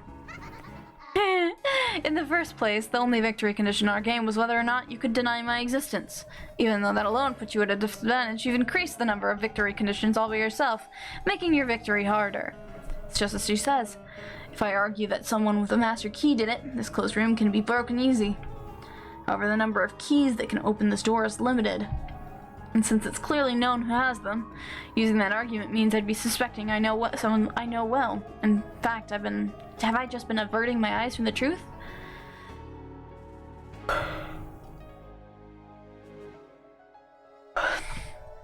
Even while attacking that closed room trick in the chapel, which was still exhilarating to destroy, I proposed that someone stole the key from Maria's handbag and returned it. If that key theory is right, then the question becomes who could have stolen her key from her handbag? Maria's handbag was probably the most unguarded while she slept. In that case, in addition to me, George and Jessica are also suspects. So George and Jessica is the culprit? Or maybe an accomplice? Out of all of our parents have been killed, right? And yet, only one of us consented to that, and assisted with the crime? We all lamented, mourned, and shed tears together in the chapel. And yet one among us was lying. That theory of yours about taking the key out of the handbag and putting it back cast a pronounced suspicion on the cousins, didn't it not? And despite that, you acted like you didn't even notice, announcing a theory like that so happily. Damn it. This doesn't guarantee that one of the family or the servants is the culprit. If you snuck up on us while hiding in a cardboard box, for example, Metal Gear? There's a good chance you would have slunk into our room while you're fast asleep and stolen the key, right? Perhaps that will do for that situation. But suspecting the guest, the 19th person, you won't. In that case, how is Jessica's room locked? It's no problem at all for me to open the lock with magic, but of course I don't have a master key. If you deny my magic, you also have to deny I'm a suspect, correct? So in other words, that means I'm suspecting one of the 18. Oh yeah, thanks for the help. I managed to sort things out a bit. My goal is to figure out how the 19th person, the human guest Beatrice, committed the crimes. If I do that, I won't have to suspect anyone. If you can do that, foolish man. This wasn't a closed room from the beginning. After all, there's a total of 6 keys that can open it. And several people possess such keys. You can suspect any of them. Suspect as much as you'd like. But you went through all the trouble of denying all of them, making it a closed room yourself. Understand? This is a closed room born from your mental contradiction. You and no one else sealed that door. You're trying to say that I got 2 options. Accept a witch opened it with magic, or accept that someone I know is the culprit. Damn, are you trying to fork the rook? I just wanted to show you with moves such as this I can exist as well. So what will you do, Shirame Battler? Isn't it actually simple? Don't you just have to make sacrifices of that overly self-confident cook and that hag who wouldn't be a loss if she died? Damn it. If I suspect Koro and Kumasawa, will everything be fine? That's useless. I can't even think of Koro as the culprit. I can't even think of Kumasawa as the culprit. I still won't accept you, no matter what. In that case, you'd have to enter the room without using magic or a master key, kill Jessica and Cannon, and then erase Cannon's corpse without using magic. How could it be done? How could it be done so you can deny me, while still not suspecting anyone else?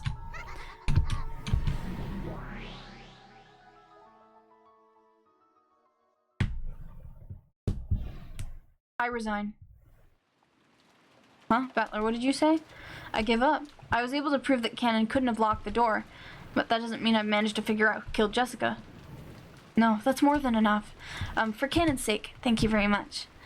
No need to thank me. After all, this means you're under suspicion too, Shannon. And sorry, Aunt Rosa. It's not like I wanted to resist you. I don't want to die. I want to find Dad and the rest's true enemy.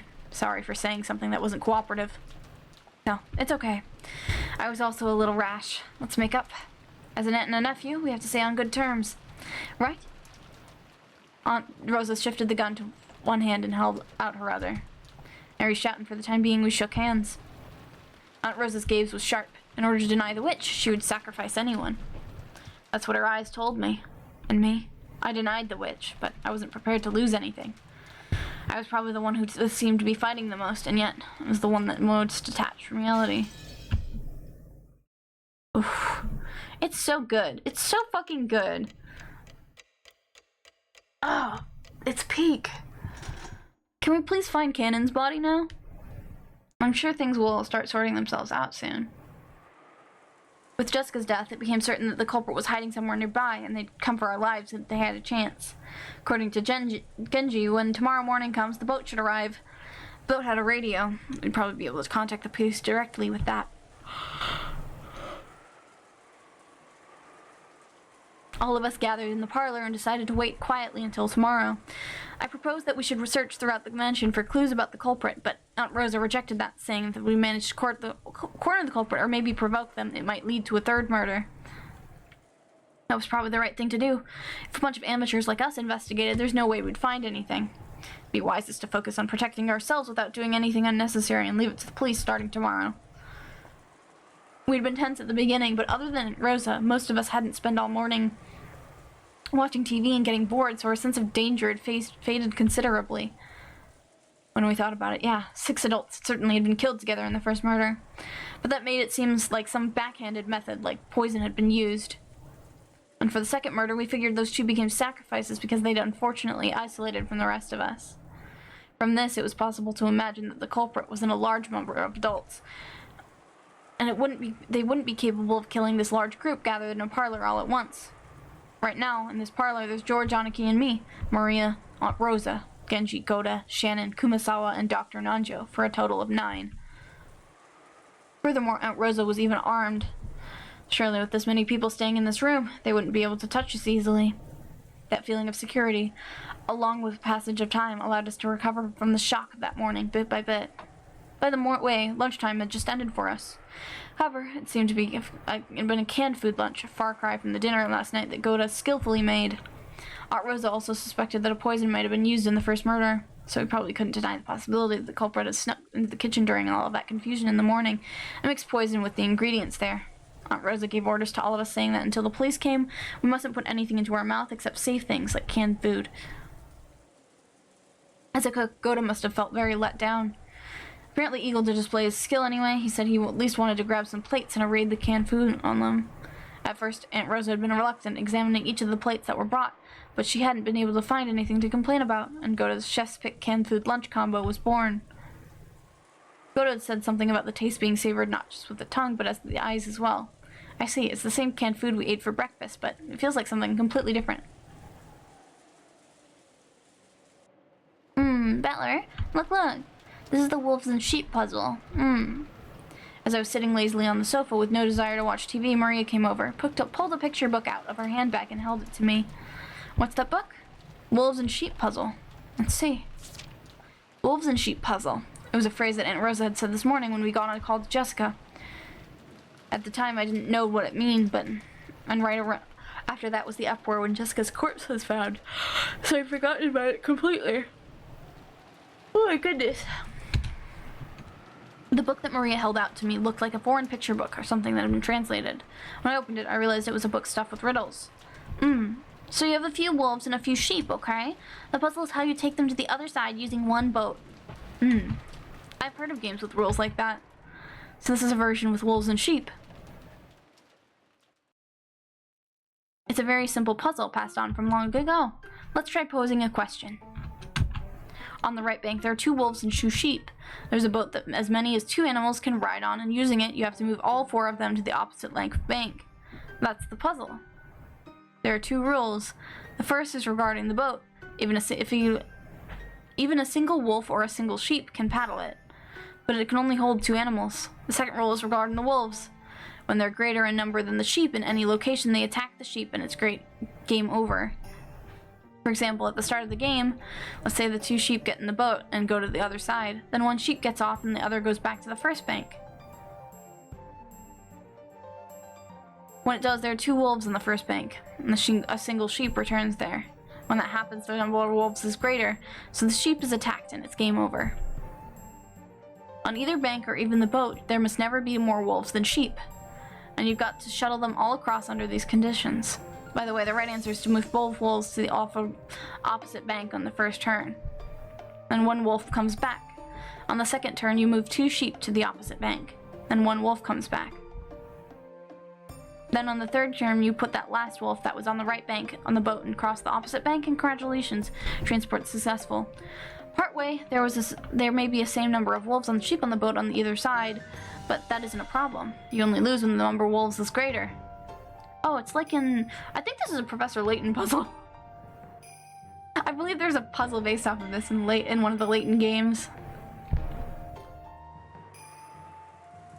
The book uses wolves and sheep as an example, but lots of people probably know of this game using different characters. It looked like Maria wanted to test whether I too could solve the puzzles she knew how to solve. And she kept showing me different payas, saying to solve this one, and this one is hard. That was happening when what was happening when Aunt Rosa first mentioned this puzzle? That's right. When we decided to go and get Jessica, we talked about how many men should go, and Aunt Rosa mentioned the wolves and sheep puzzle, saying we should all go together. Wait a sec.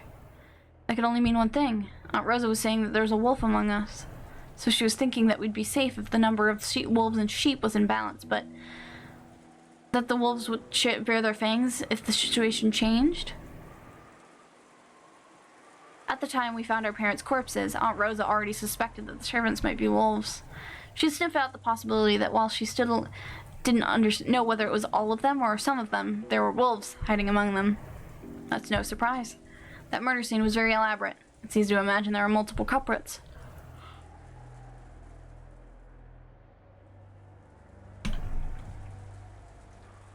And because she'd reached that conclusion when we went to Jessica's room and learned that Jessica had been killed after being alone in the servant canon, it isn't hard to imagine why Aunt Rosa suspected the servant so persistently. You servants, Goda is going to the kitchen to clean the dishes. Just in case, would you please all go with him? My apologies, everyone. Let us go as a group. Shannon, Kumasawa, we're going. Yeah, coming. Well then, George, please excuse me for now. Yeah. Take care. Rosa, could I go as well? Sorry, but could you remain here, George? There's something I want to talk to you about. Is that so? Sorry, Shannon. Anyway, take care. Don't be alone. Yeah. Sorry, Dr. Nanjo. I wanted to consult you about something. Yeah, what could that be?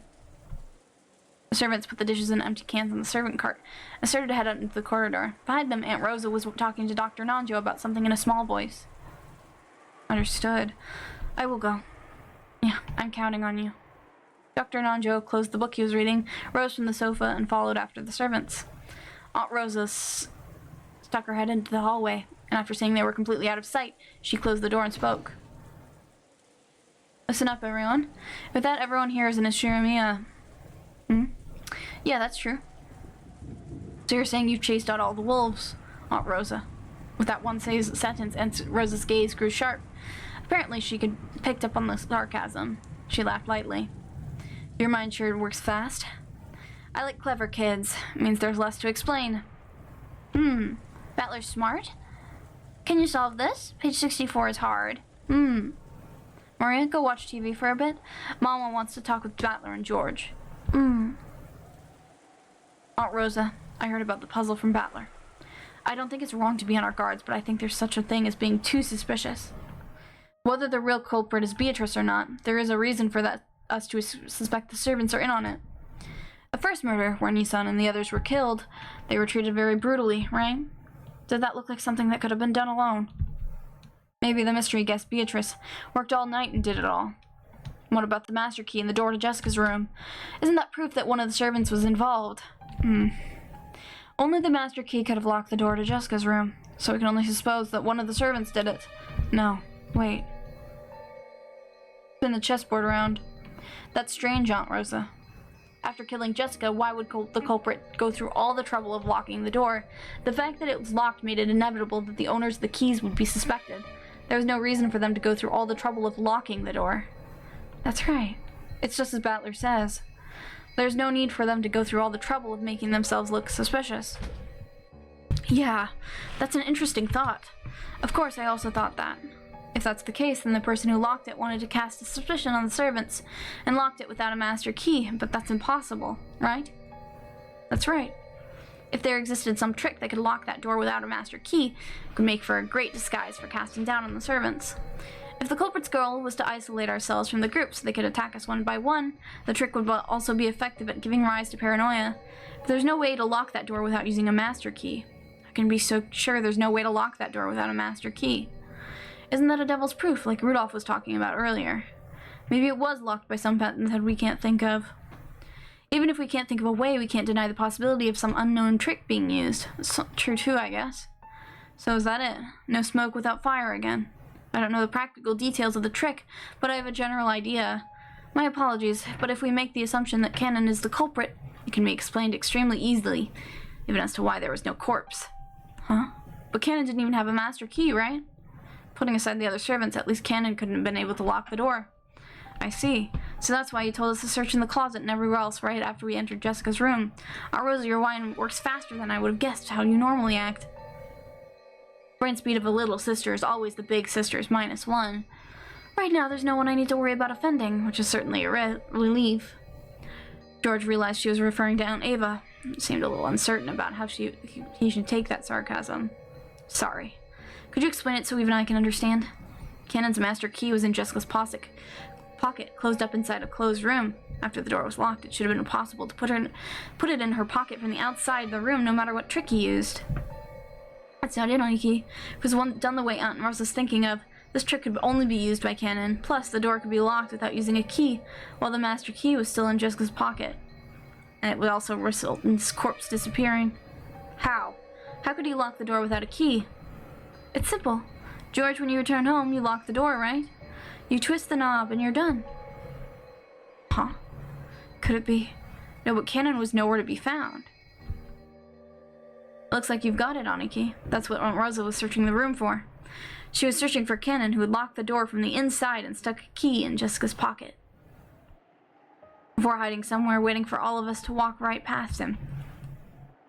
It was the simplest kind of closed room trick.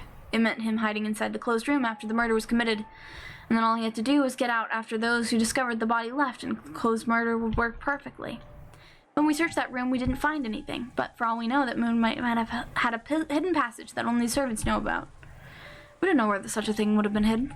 And if we assume that there was such a passage, we can conclude that it was impossible for everyone but him. Well, about that line of reasoning, I thought that too at the very beginning. It's the kind of reasoning I hate most, so I wanted to destroy it at the start. Cannon was killed in this room, right? You apparently suspected that Cannon was the culprit, and so you made me repeat this to destroy that possibility right off the bat. Yes, I understand. So that's what I thought next. I made a theory where there were actually 3 people in that room. Jessica and Cannon were the victims, and the culprit, the ghost Beatrice, was also there with them. You wanted to make the human me who has committed the crime without using magic. I see, a bizarre theory that suits you perfectly. I guess that you killed those 2, then locked the door from the inside, and that you carried Cannon's corpse away using some secret method normal people wouldn't notice. In other words, you used a secret door to escape. But you told me in red. You said no kind of hidden door existed in that room. Indeed. There can exist no secret passages that you are not aware of. Was it Knox who said it, or was it Van Dien? It seems that in mystery novels there must never be hidden passages. I simply followed that etiquette. So even without going to thoroughly search the room, a famous detective can conclude that no secret passages exist. Humans playing detective have it so easy. Damn, you talking so big. Thanks. Thanks to the Mighty Witch being so diplomatic, I get to conclude that the room has no hidden doors without searching the whole thing. Indeed, there are no hidden doors in this room. There is no way to get in or out other than the door and the windows. It means the theory Aunt Rose is so confident in is wrong. Also, annoyingly, it's impossible to disprove her theory. If the witch say there are no hidden doors in red, then it's settled. However, no matter how much a human like me tries to argue against her, Aunt Rosa probably won't accept it. Humans can't prove there's no hidden door. The devil's proof. Damn. Sure is convenient being a witch. No way. To call Cannon the culprit just because of a hidden door we don't know exists? I can't accept that. If you can't accept it, then find me a different theory that's more convincing. There is none. I've been thinking this the whole time. There's no other option. George and Shannon, you and Shannon are close, right? I imagine that's why you find it so hard to accept that all these servants are culprits. Even I don't want to believe that Shannon is in league with the culprit, but whether they're all in it together or not, there's definitely a culprit or maybe an accomplice in that group. That point alone is something you absolutely need to understand. You guess there were wolves besides Cannon. Does that mean the uproar caused by accusing Cannon in Jessica's room was to gauge the reactions of the other servants? Yeah, that's right. As a result, I began to suspect them even more. There certainly is a wolf among the servants, certainly. And just like in the wolves and sheep puzzle, while they may be docile most of the time, they'll surely attack if they get the chance. Jessica was a lone sheep on the boat. In Maria's version of the puzzle, they may not attack when there's an equal number of wolves and sheep, but our puzzle is different. Depending on the situation and the number of people, they'll attack even if there is a balance. Just like when Jessica was killed. Then there's something that makes me mad. If that's true, then when you made Shannon go to the kitchen, you put her in a dangerous situation, didn't you? We should go to the kitchen right now, too. No matter who may or not be a wolf. If staying together means we remain in balance, I think we should keep it that way. Shannon went to see father along with Genji. At that time, she was supposedly isolated, so she wasn't killed. Was it because Genji wasn't a wolf either? Wrong. It's because they were both wolves. Shannon isn't the kind of person who would take part in a crime. Can't let a comment like that slide. Not even from you, Aunt Rosa. I demand you take back what you just said. I hate to say this in front of Aniki, but the way you're arguing feels just like something Ava might say. It's like you're automatically assuming you're right unless we can counter your argument. Looks like you can't fight against your own blood after all, Aunt Rosa. Even I can't think of myself as very praiseworthy right now. But guess what? I'm a mother. I'd become even a demon to protect Maria's safety. I wish I could shut myself away somewhere alone with her. But I also plan to act as a mother to you two. Right now, you're practically my children. Even if you aren't my own, I won't forsake you. No matter what. Well, thanks for that. I just wanted to warn you not to be careless as your mother. Stay where I can see you at all times. I'll protect you. At the same time, you'll be observing us to make sure we aren't wolves. Yeah, thanks a lot for that. Yeah, I was like, you don't have a right to talk about being a mother. Can you, Aunt Rosa, prove that you aren't a wolf yourself? Yeah, I can. It's a quick answer. How? With this. This is my proof. Aunt Rosa lifted her gun and pointed the barrel at me. But it was only for an instant. She immediately lowered the gun, laughing impishly. But to me, the time I spent staring down the barrel of the gun felt like an eternity. How does that gun prove you aren't the culprit, Aunt Rosa? Think about it. What if I were the culprit? Would I really give up the once-in-a-lifetime chance I got when these servants left? I could just shoot you, bang, and think of a fitting excuse later. Something like Beatrice appeared outside the window and started shooting at us. I just needed to leave you two empty cartridges on the ground to say I fired back at her twice.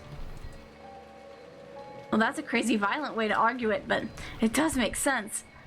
There's something Kraus used to say all the time long ago. Might is right. Maybe that really is true. I'm sorry, you two. Somewhat lost my composure after all the crimes since this morning. You know how I normally am, so I must seem desperate and a bit short-tempered right now.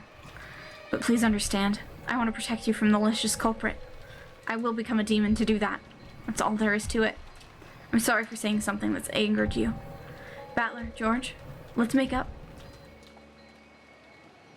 An unsatisfied expression rose to George's face. He probably couldn't forgive the damage done to Shannon's honor. What about me? Several bits of circumstantial evidence hinted at the servant's participation. I didn't want to believe that one of them was the culprit, or possibly colluding with the culprit, but in our current situation, that was a little more than wishful thinking. Who should I believe? In the first place, who's the culprit? If they're accomplices? Even so, how many? It seems that I've only been suspecting the people we know. I quickly forgot that a 19th person, the guest Beatrice, who arrived yesterday and boldly claimed to be the Golden Witch. In fact, I still haven't seen her face. I heard she greatly resembled the witch in the portrait. But since I hadn't seen her directly, no matter how hard I try, it doesn't feel to me like a 19th person is on the island. So I've been subconsciously hallucinating that the culprit's one of the 18. Damn. Come out, Beatrice. If you're the bad guy, then act like the bad guy and show yourself, laughing in a high-pitched voice and mocking us. Just like a bad guy in one of those dramas who, even when they're exposed as the culprit, aggressively says, "Where's your proof?" Where's your proof? Shut up, no more talking. I love their, like, banter. I love how, like, there's, like, just a cut-in with their banter. It's so, like... Oh, it's so good.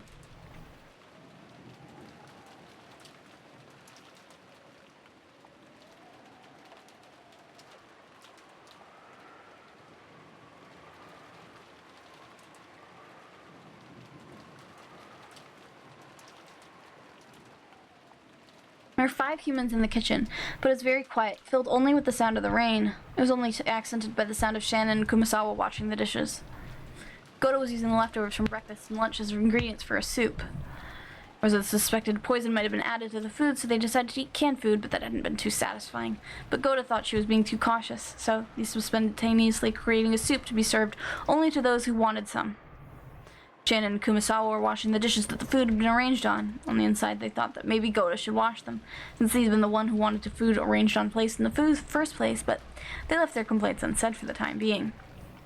Genji and Najo were facing each other across a crude chess set that had many years of experience. The game had still only just begun. And just because the opening game of these experienced players had been held to perfection, it looked like a ceremony where they just moved specified pieces in a specified order. That's a nice aroma. You wouldn't get this from canned food. It's made only from the sealed ingredients, so there won't be any poison mixed in. I'm making enough for everyone, so please eat. Of course, I will also taste for poison. Please feel secure and eat.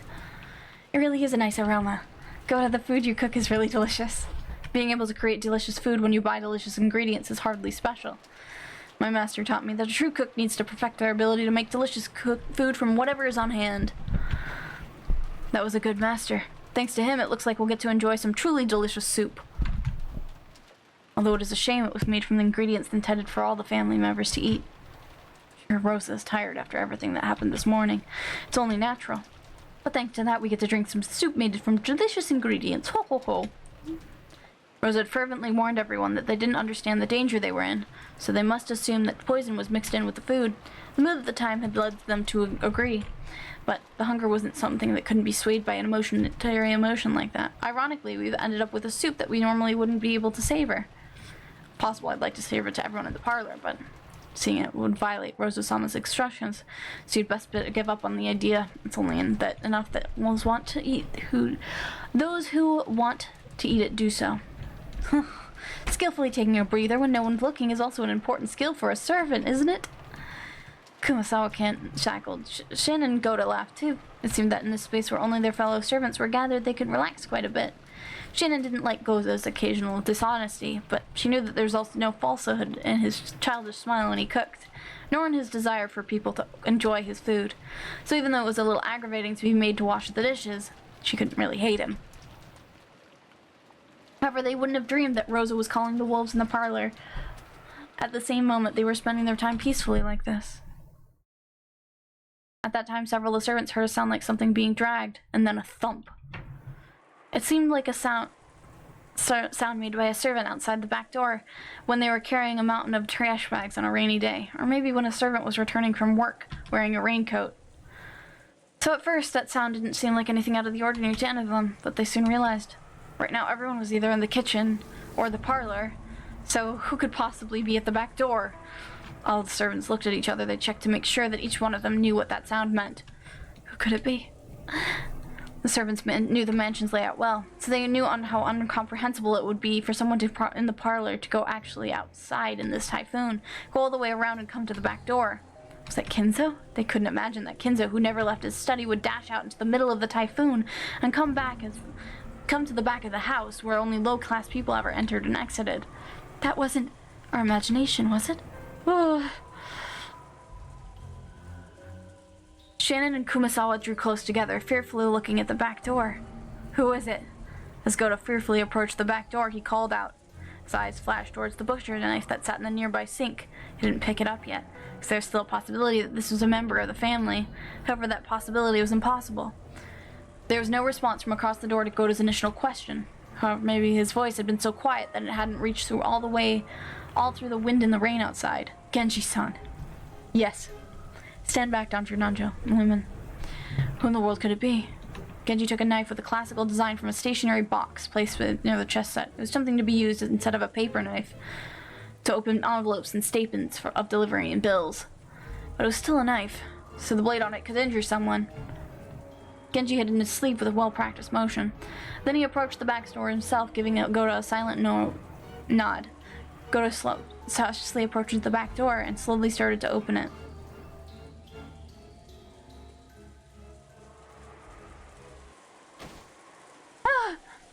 The shadow of a person suddenly shuffled into sight, landed on its knees, and fell over. Goda fell backwards onto his backside and couldn't get up. The human shadow was choked with veins smeared with mud and drenched with blood. Cannon? Cannon? Cannon, are you alright, Dr. Nanjo? It was Cannon. His breath was feeble, and the puddles of mud he left were drenched in bright red. When Nanjo held him and turned him face left, there was a deep, gruesome wound in the center of his chest, as though he'd been stabbed there by a spear or something. Even now, deep blood red poured from there.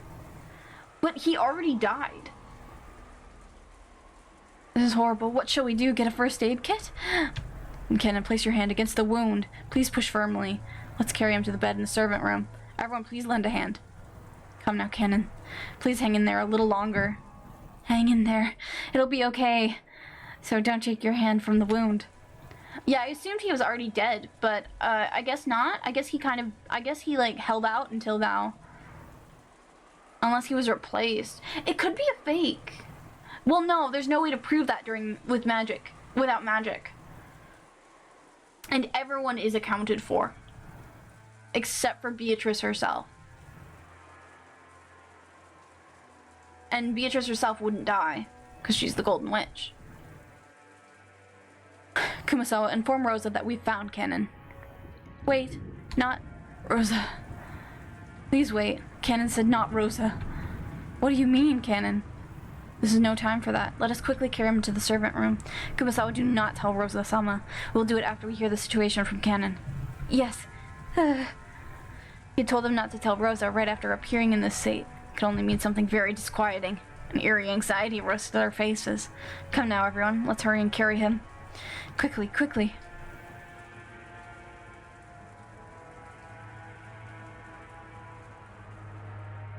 Was it Rosa? Did Rosa kill Jessica and Canon? She has the motive for it.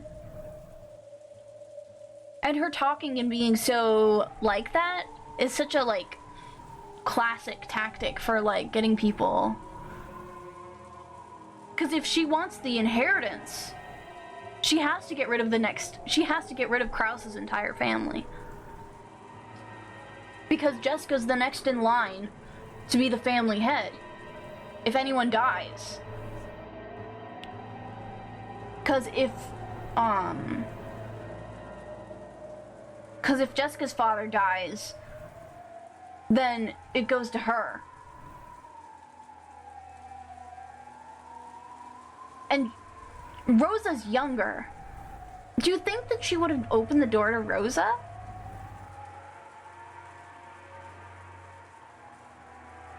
George and Battler are not. The thing is that Battler, those two are not. We mentioned it, and it was mentioned in the, like, very first chapter during the dinner about how the family hierarchy works out, and those George and Battler are below Rosa, so she would inherit before. But Jessica is above Rosa in the inheritance line because she's the first daughter of the first son. Whereas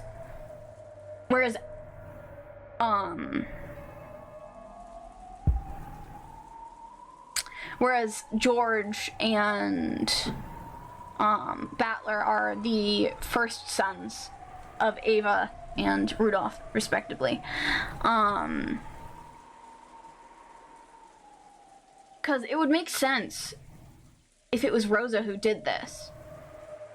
And Canon was just collateral.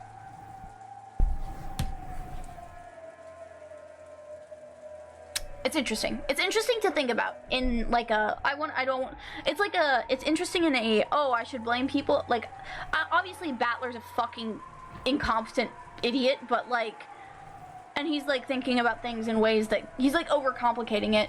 Rosa was on her fucking own when she went to go see Kinzo. She was alone at that time.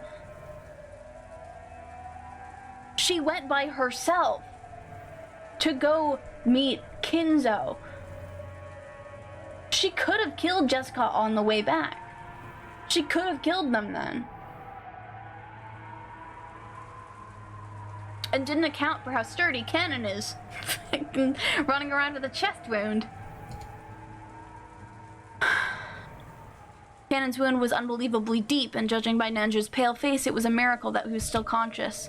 That's horrible. He appears to have been stabbed by something like a spear. If it hadn't reached the lungs, I might be able to do something. At any rate, we must stop the bleeding. Remember, no matter how much Nanjo tried to wipe off that gushing deep red blood, he couldn't do it. He couldn't wipe it all away, and each time the wound was aggravating, causing Canon to cry in anguish. Canon, hang in there, please. Dr. Nanjo, here's a new towel. How horrible. What is his condition? In all honesty, this is so severe that I can't believe he's alive. Maybe the location of the wound was fortunate, but the blood loss is too horrible. A blood transfusion is the less to pay, but that won't be impossible till tomorrow. Rosa-sama to us. Don't talk, Canon. Your wound will open. Rosa-sama came to Milady and me and... Yup. It was Rosa! It's definitely Rosa! Cause Rosa... Yep. That I called it. I was like, I was really suspicious of how, like, loud about it, Rosa was like, it has to be the servants. And we all know that she doesn't, she cares about Maria in her own fucked up way.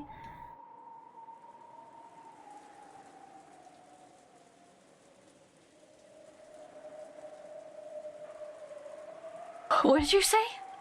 Rosa-sama did. What could that mean? Could that mean? Are you certain? Yes, I'm certain it was Rosa. Oh no, don't speak anymore. Kumasawa, please grab another first aid kit. Uh-oh. Uh-oh. Don't set... Genji, is it possible Rosa-sama did such a thing? I don't know.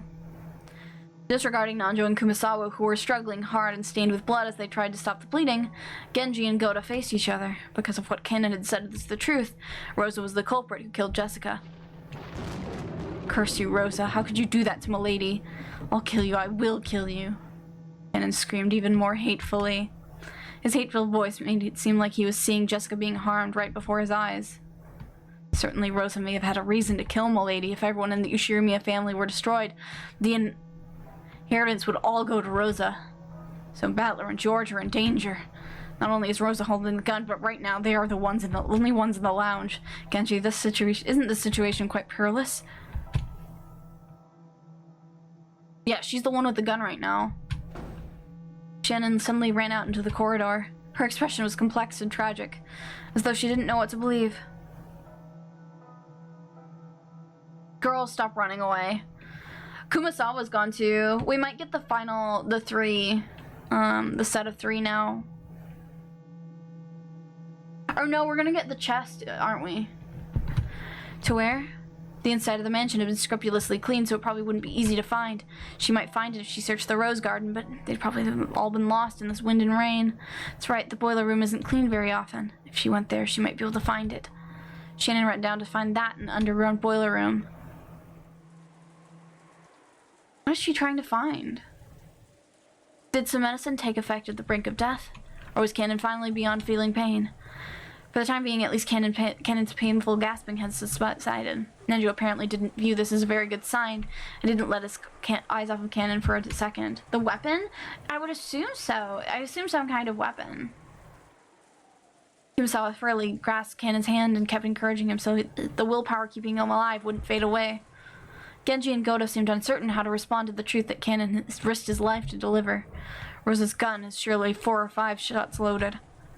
It's no small number, but loading cartridges into a Winchester should require quite a lot of practice. She might be able to get one shot off, but if anyone attacks her at once, we should be able to take the gun before she shoots again. We may have a doctor on this island, but we have no access to a medicine, no hospital. If the location of the shot is bad, that person will die. I understand that, but more importantly, if we don't move quickly, there's a chance another crime will occur. It seems to me that Rosa managed to cleverly chase us out. Maybe George and Battler are being killed right now.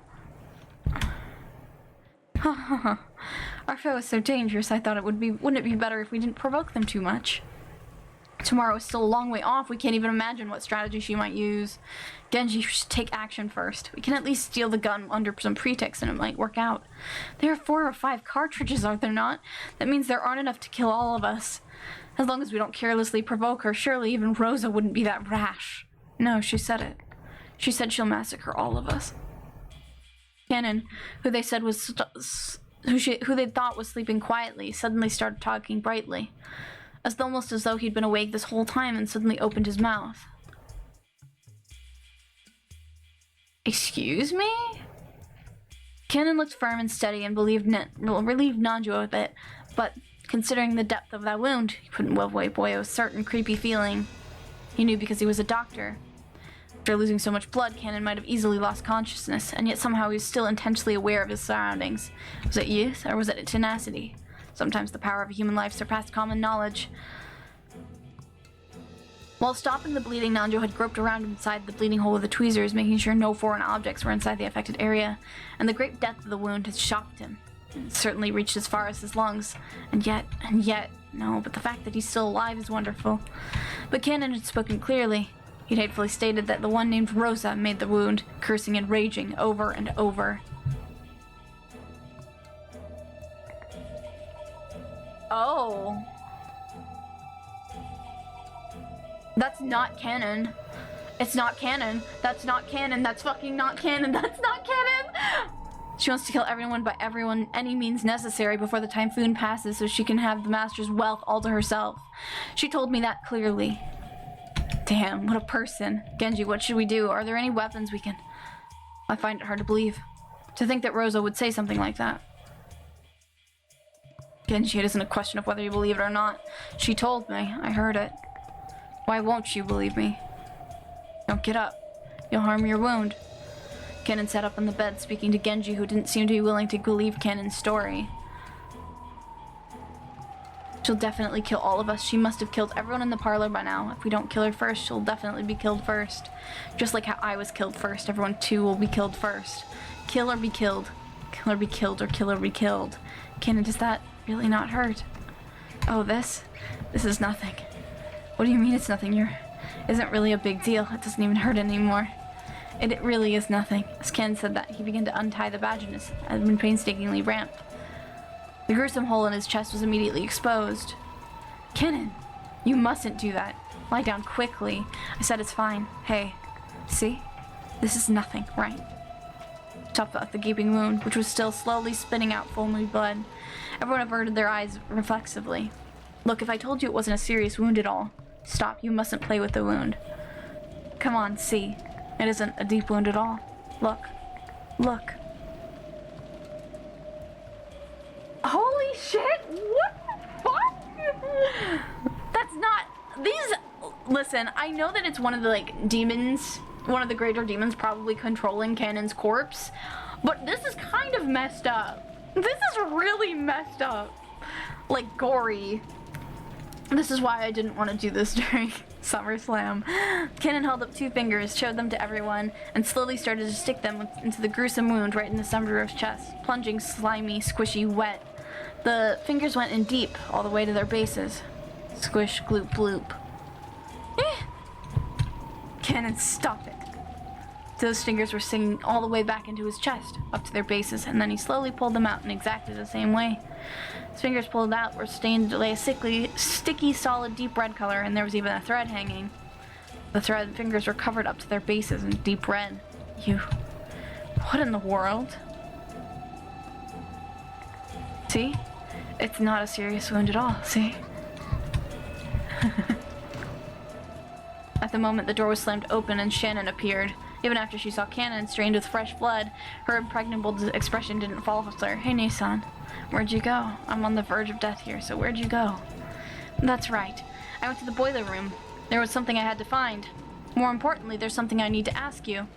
Are you really Kanon? Huh? What? It was only natural. Everyone believed he was Kanon, so they couldn't understand the meaning of Shannon's question. When they looked, they noticed Shannon was holding a handkerchief in her hand. It was filthy, and it looked like it had been used to wipe some trash or dust. While holding that, she approached Kanon, drawing closer to his feet.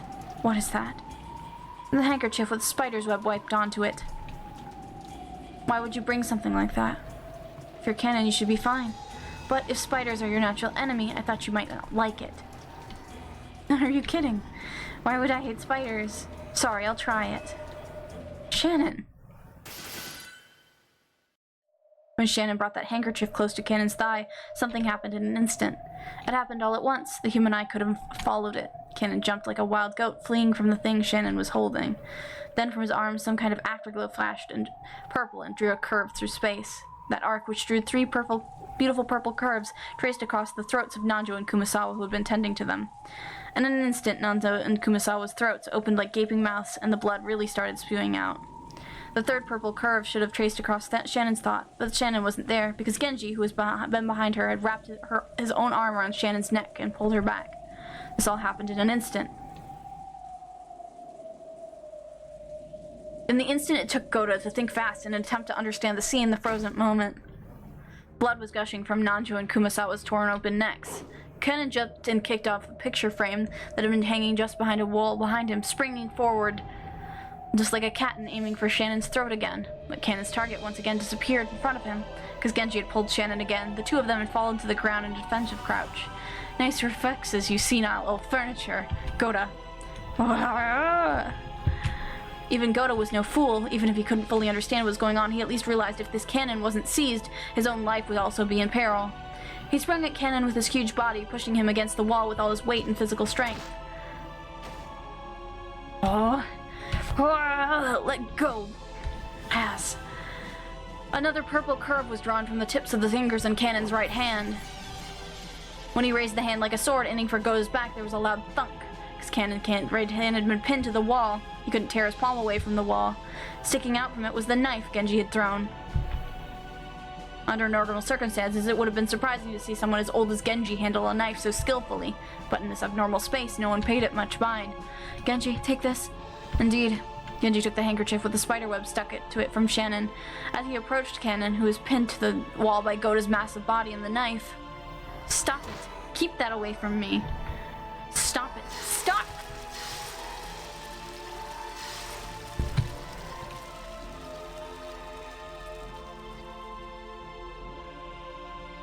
When Genji pushed the handkerchief up against Cannon's face, there was a sound just like setting meat on a red-hot iron plate. Of course, the smell was the same too, as horrible, burned, festering, and filthy red and black and crying out of his death throat, Cannon's body burst open and scattered. It was almost as though a balloon filled with gold leaf had popped.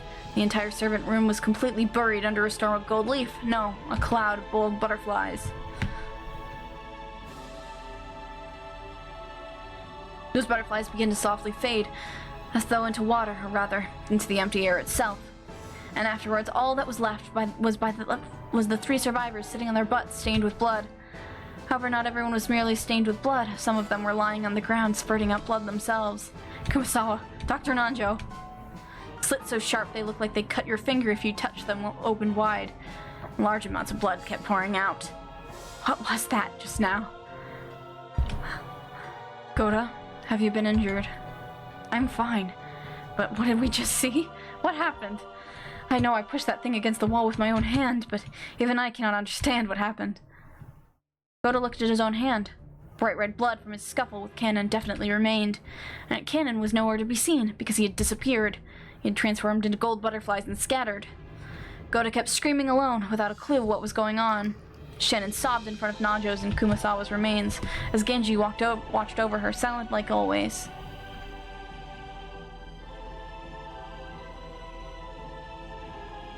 I wouldn't say this is an epic fight, but it is an epic twist.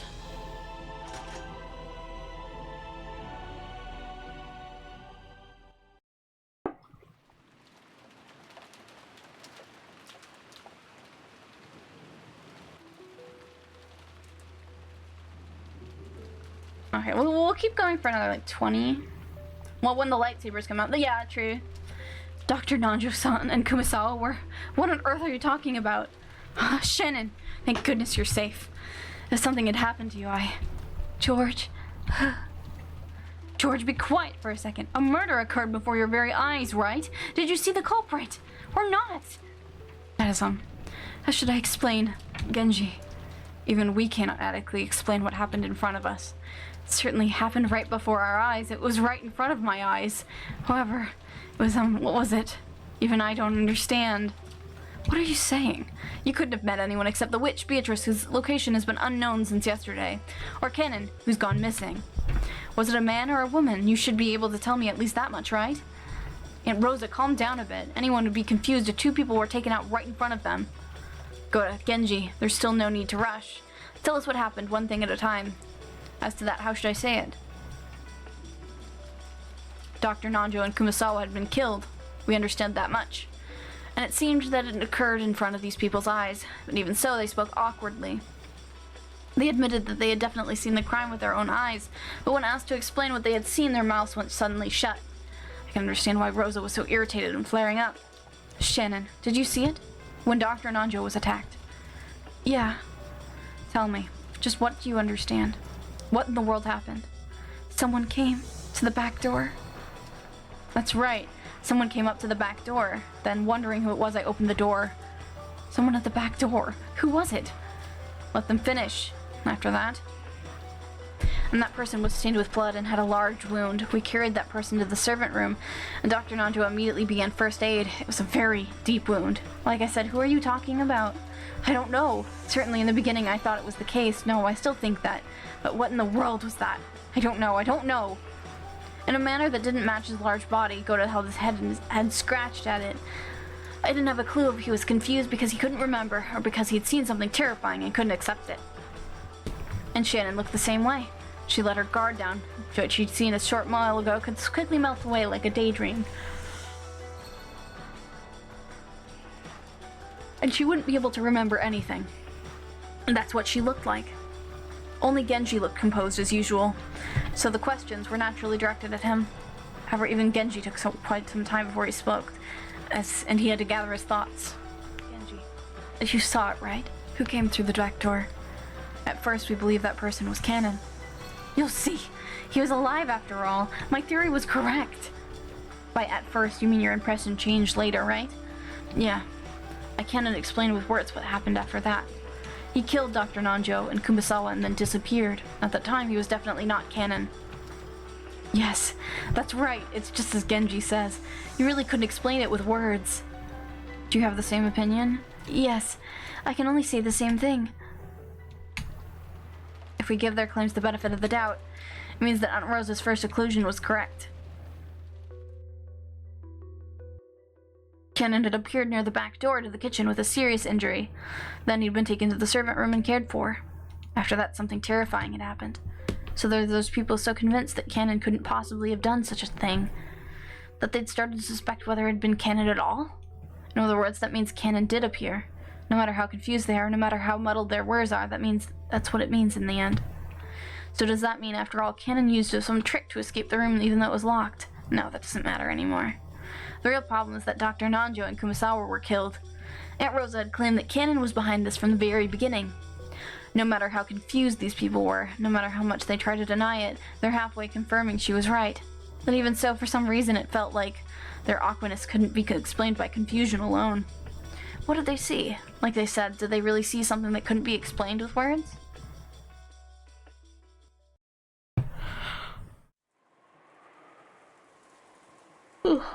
Aunt Rosa, who decided that further talk wouldn't get us anywhere, concluded her questioning and said she wanted to check the two bodies. That was something I'd been wanting to do too. The witnesses had been unable to figure anything out, but they'd been shaken. If those of us who hadn't been in the scene calmly looked at the corpses, we might find something. But it was a little surprising to learn that Aunt Rosa was also concerned about the bodies. Even at this point, I wanted to use any clues I could find to expose the culprit and the truth myself. But that should have been different in Aunt Rosa's case. Hasn't Aunt Rosa prioritized staying safe over finding the culprit? I couldn't really see why she would go through all the trouble of leaving our barricade in the parlor just because she wanted to check the bodies. We'll all go out to the servant. I'll go to the servant room together. If we all move together, it'll be safe. Maria, stop playing with the scribbles. Not scribbles. I'm solving Beatrice's puzzle. Beatrice's puzzle? What's that? Show me too. Aunt Rosa, are you bringing Maria as well? It seemed that George was against the idea of bringing Maria to a bloody crime scene, but considering that Maria would be all alone if left here, she'd surely be much safer to take her with us. In the end, it was just Anaki's irresponsible humanism. We decided for all of us, including Maria, would go to the servant room.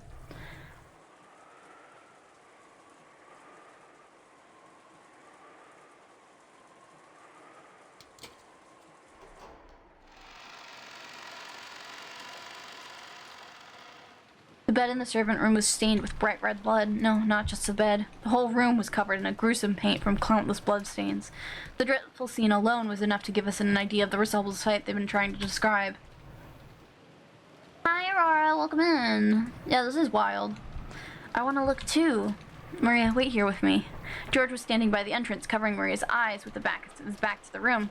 He probably didn't want to dirty an innocent girl's retinas with the repulsive blood in this room. That was surely the correct decision. I was acting tough right now, so I didn't mind, but for the rest of my life, whenever I see red paint scattered around, I'll probably remember this room and start to vomit. My retinas have already had this room burned into them. In other words, it's already too late for me. Huh? Where did they? Right after they entered the servant room, Goda and Shannon trembled. We shook, wondering what horrible new situation had arisen to make them tremble again. What happened? What is it? Aunt Rosa also shouted to raise her gun high and search for whatever it was that made them shudder. But she couldn't find it. It was only natural. They were trembling because they couldn't find it. Hey, what in the world's going on? The two bodies aren't here. What does this mean? That can't be. Those two are definitely here. Wait. What the hell? Are you saying the corpses just walked off somewhere? That couldn't happen, right? I mean, wasn't the servant room locked? Didn't you unlock the door when you came in just now, Goda? So what does that mean? Isn't this the same as Jessica's room? Someone's disappeared from the inside of a closed room again. That's just ridiculous. I don't have a clue what happened either. When we left this room, we definitely locked it. Don't have a clue what's going on anymore. There's a third. The timid, pitiful smile on Goda's face that he definitely wouldn't have let show normally. Shannon was the same. 2 corpses disappeared, and furthermore, they disappeared while the door was locked. Even if Shannon was the culprit, he shouldn't have a master key anymore. That's wrong. Shannon isn't the culprit. Shannon. I believe Shannon. Shannon's not the culprit. This must be the doing of someone who looks a lot like him. No.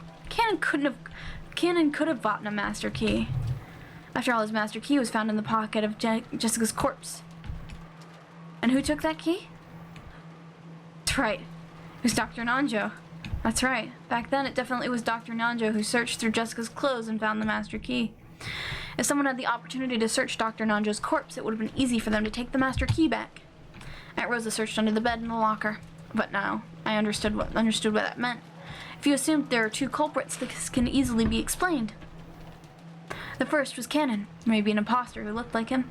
He finished off Dr. Nanjo and found somewhere. The second person was probably the 19th person, Beatrice, whose location was unknown.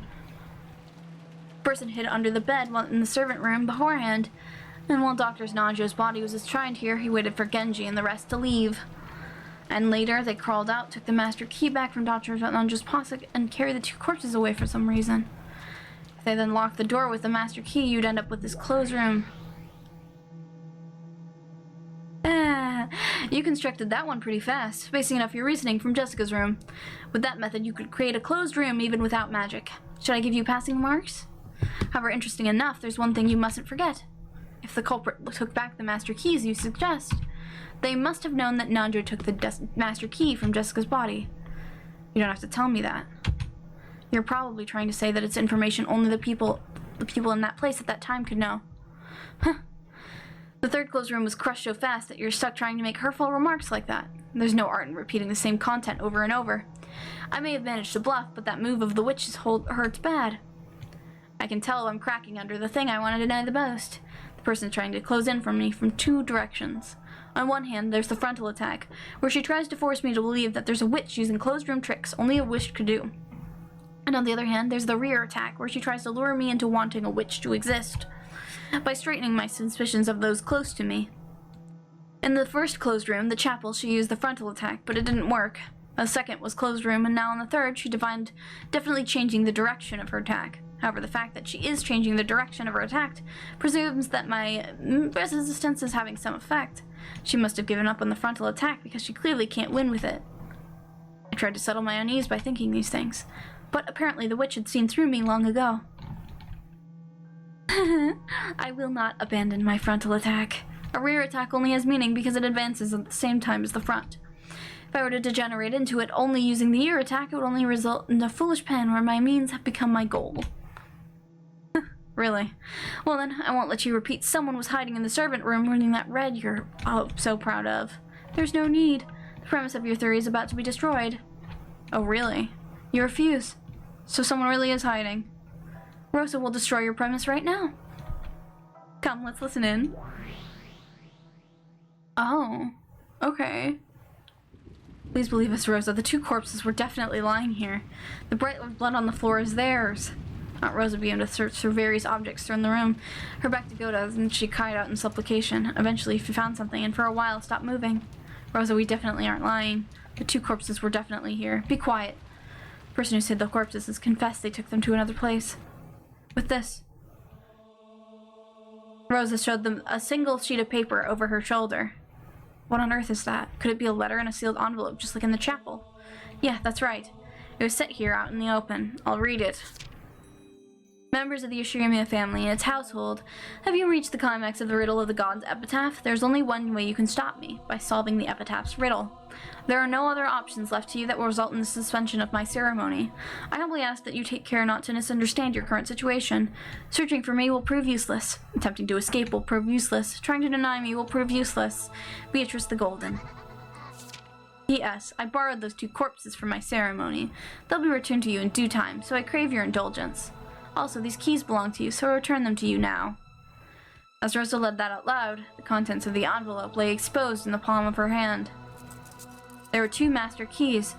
The master key that Nanju had found, which had originally been Kanon's, and Kumasawa's master key. What the hell? So what does that mean? Damn you, again? You're saying I can only suspect the servants with keys again. Don't say it in red, okay? I would deny the possibility that after they locked the door and left, someone else is hiding it in the room, okay? If they hid under the bed, they still would have been possible for them to carry the corpses somewhere. But they wouldn't have been able to lock the door. The master key that they all went out to the trouble to get was right here. That's right, I'd forgotten. What about the keys specifically for this room? The servant room keys. Indeed. Those are kept in the key box in the center of the servant room. There are several servant room keys, but all of those are inside the key box. Which means the situation is exactly the same as Jessica's. It's not like the servants would walk around with an unnecessary key when they have those convenient master keys. I can accept that they're all kept in this key box. And the other conditions remained unchanged as well. Entry and exit are impossible except for the single door and the single window. Therefore, hidden doors and irregular methods of entry cannot exist. That's not in red. Rejoice, great detectives. All those were both locked. The door and the window will not permit any kind of entry or exit when they are locked. So it wouldn't work to remove the door and make a crack to slide in through anything like that while the lock is still set. And obviously, it is impossible to unlock the door without the servant room key or the master key. It's a pain of having to read all these aloud every time. Sooner or later, I should think of a word to put all this together and abbreviate it. But you can't repeat that someone was hiding in this room. However, that alone won't break open the door of a closed room. Damn it. It's useless, it's useless. What happened to that spinning the chessboard around thing that you're so proud of? But if someone was in the room, have they checked? That means they were in the servant's room, which means they could have used a servant's room key to open the door and leave. And then lock it. Are all of them accounted for? Are all the servant keys accounted for? Spin the chessboard around. What would I do if I were the culprit? I carry the corpses off somewhere? I love a letter. I lock the door from the inside, and then I just have to escape this room by some means. Damn it, is that even possible? I was told in red that you can't go outside except for the door or the window. Oh, that moment I got it. That's right. The culprit carried away the culprits, left the letter, and since they didn't use a hidden door, they weren't able to escape. That's it. This isn't a question, it's an answer. Bito, before I ask you to repeat anything, I want you to check the definition of hidden doors that you're using. What have you thought of? Very well, I'll explain. A hidden door refers to an entrance or exit that cannot be recognized as such by those who do not know of it beforehand, of course. Even children know that. So in other words, if you can't get outside the room with it, it isn't the hidden door? Huh. So that's your game. I kept thinking there needed to be some way for the culprit to escape from the closed room. That's wrong. The culprit couldn't escape. So they decided to hide until we all left. During the second closed room, I tried applying this theory to Kanon, but after hearing Kanon was killed in red, I gave up. After that, I proposed that a third person might have been in the room before escaping through a hidden door. And then for the first time, I escaped for the red claim that no hidden doors exist. Now move from there from what I just learned. That term hidden door refers to things that make it possible to enter or leave a room. In other words, that category doesn't cover things that don't actually lead in or out of a room, even if these things could never be recognized by people who didn't know about them beforehand. So if we had something like a hidden shelf or a secret closet, for example, that would count as a hidden door. That means a third person from Jessica's room is hiding there, waiting for us to leave. How pathetic. It was all a bit of wordplay. Looks like that technique should be enough to handle even this third closed room.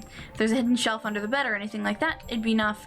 The culprit's hiding somewhere, waiting for us to leave. The culprit is also trapped in this closed room even now, which means at this very moment, the culprit is still hiding in the servant room, holding their breath. That means what the hell? Even though we've been tortured by closed rooms 3 times, this very moment, we've actually gotten to the culprit in the checkmate. I'm finally starting to see it. Eat this, Bito. Repeat it. There is no one in this room other than us. By us, I mean George, Maria, Rosa, Genji, Goda, and Shannon. Got it? What do you think? You can't say it, right? I bet that hits you where it hurts. If you refuse, then say it. Here comes the next one. Repeat it. I don't know how they're hiding in this room.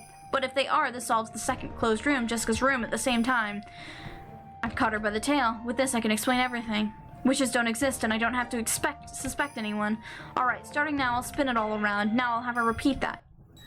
No one exists in this room except your group. Your group refers to Battler, George, Maria, Rosa, Genji, Goda, and Shannon.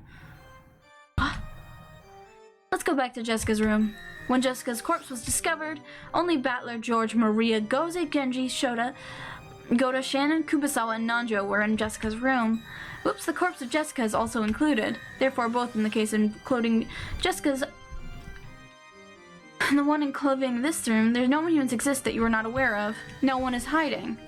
I'll say more. No method exists why the door can be locked from the outside without using a key. Regarding the window, no method exists by which it could somehow be locked from the outside.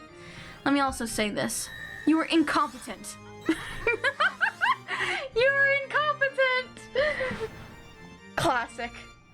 I've been waiting for that line so much.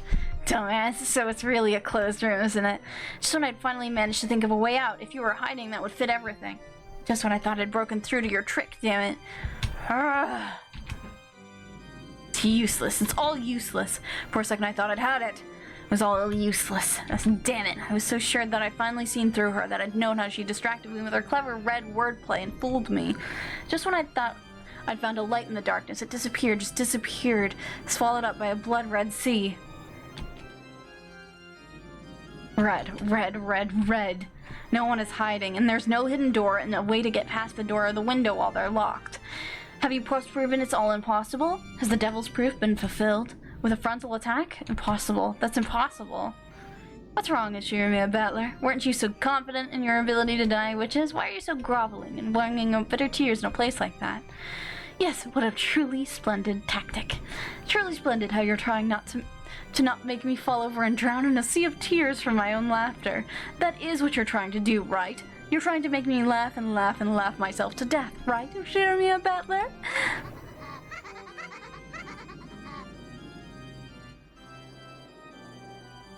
What are you calling magic? I'll definitely prove that witches don't exist. I definitely won't believe in you. Use the power of magic and bully and kill everyone for fun?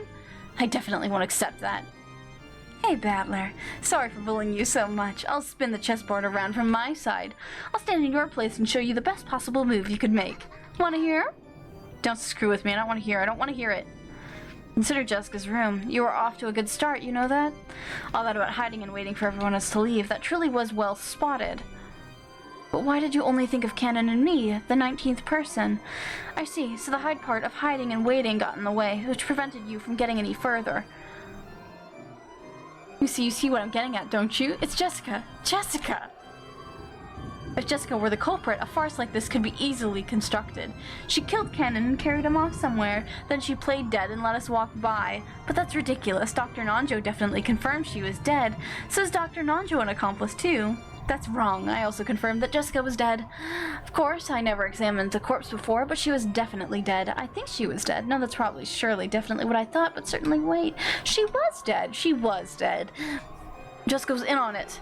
Nanjo, who examined her corpse, was in on it too. That makes the third closed room a farce, doesn't it? Now that's simple. Dr. Nanjo was in on it, so in other words, he's on the culprit's side, which means he was never dead in the first place. We thought this body disappeared after he was killed, but what if he was never in the servant room to begin with? If Kumasawa disappeared with him, does that mean she's in on it too? That's not all. That's not all. The servants who all agreed to keep that story, Genji, Goda, and Shannon, are also in on it. The one who stole the key from Maria's handbag was Jessica. No, it could have even been George. After all, if Shannon's the culprit's sword, that makes George on the culprit's side. Wait a second. If they're all wolves, they're all wolves. Not only am I drowning in an ocean of bright blood, there are packs of wolves clamoring on the banks, whose blazing eyes tell me they'll eat me if I crawl out. Which way should I die? Should I deny everything and drown in a bright red sea? Or should I learn from the truth and have my whole body chewed to bits from the wolves?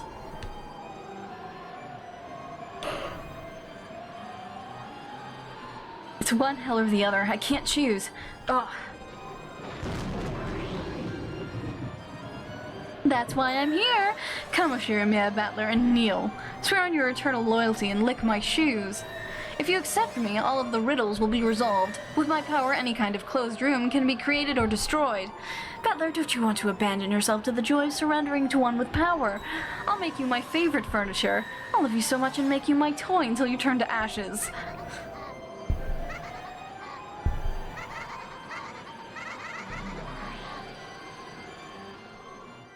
Oh boy. Okay, Battler, now it's time. Now it's clear. There's no longer any reason to doubt. Huh? What are you saying? You kept saying those two were dead and they aren't here.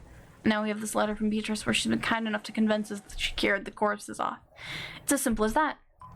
I've had enough of this farce. Rosa yelled this. She looked at us with a fierce expression. What do you mean by farce? I had said it in Jessica's room. You can't trust anyone but yourself and those whose corpses have been found. And since we can't find the corpses of those two people, we must not accept they've been killed. Please wait, Aunt Rosa. What do you mean by that? Dr. Nanjo and Kumasawa aren't dead. They're alive. We're supposed to believe that they've been killed, but they're definitely hiding somewhere in this mansion. So they can attack us. How would you know that? Are you saying that Goda and the rest are lying? Rosa-sama. Goda, no. All of the Ushirimiya family servants, we swear that nothing of the sort happened. You say that those two were killed, but since there are no corpses, we mustn't believe you. There's a chance you worked out a story beforehand and that you're lying.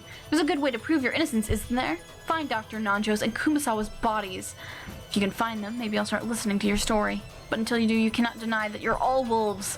You, and you, I'll bet you were all bought by that witch and your eyes were blinded by gold. Do you really want the money that much? That's right, isn't it? You want to live the easy life for as long as you live. What value could a life like that possibly have? Rosa, we couldn't have... Be silent. And Shannon, don't get any closer. To think you'd repay a 10-year-long debt of gratitude with betrayal. I'll pull the trigger without mercy. How could you? It's too cruel. Now, Rosa, that's horrible. A murder occurred in this room, and then the culprit carried the corpses away. All they're doing is honestly reporting what they saw. Shannon had finally broken down in tears. She had sacrificed 10 years to the Ushirimiya family. She had sacrificed 10 of the most brilliant years of her life. She'd believed that she'd built up a friendly relationship with Rosa. This was what she got in return. You can kill a person without using a knife. I didn't have to be George to realize that Shannon had been stabbed deep in the heart. She was shedding tears like blood. Shannon, stay back. Rosa, is it true that I go to have sought for many years and you understand that? And I understand that I have not returned her trust. However, could you not believe Shannon at least? She sacrificed a full 10 years in service to the Ushirimiya family. I'm not telling you to believe me. At the very least, can't you believe in Shannon? But even I don't understand anymore. I don't understand. We can't search for an answer without suspecting them. Yet bit by bit, I'm trying to understand. It's because we've been searching for an answer that's why everything keeps going wrong. We don't need an answer. These are all strange murders committed by the bizarre magic by a 19th person, the witch Beatrice, in accordance with some creepy ceremony. Isn't that enough? I don't want to suspect anyone anymore. Shannon and Goto were protesting their innocence, half crying. Genji quietly put a stop to that. Enough. What Rosa-sama says is quite sensible. Until we find the corpses, we cannot prove Dr. Nanjo and Kumasawa's innocence. That's right. By Rosa's argument, if their corpses can be found, then even the innocence of those people alone can be proven. But that only counted for the corpses, even for the survivors. Even if the survivors searched the mansion and found the corpses, in the end, their own innocence would never be proven.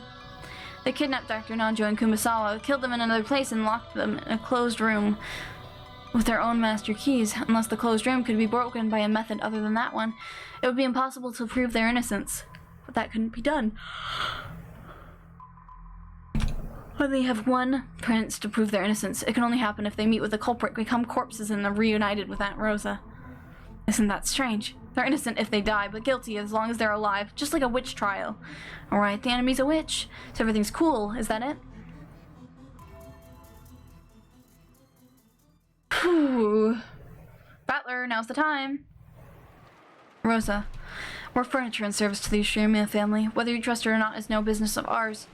No matter what assessment you give us, we'll mercifully continue to serve until our final hour. You really are a model servant. I deeply understand why Father trusts you. It's really heartrending that I must suspect even you. Genji stuck his hand into his pocket and pulled out a master key. Then he set it on a nearby table. I believe I was given as a sign of the trust placed in me. If that trust has been lost, I think it only natural that I return it.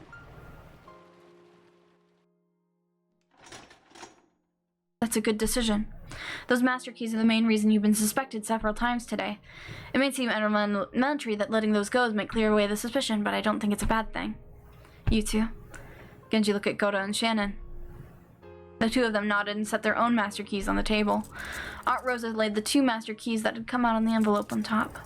With that, all 5 master keys were gathered in this place. In other words, this is proof that all the service today had been negated, with even the final honor they should have been presented stripped of them. Maria, give me that handbag. Give it back.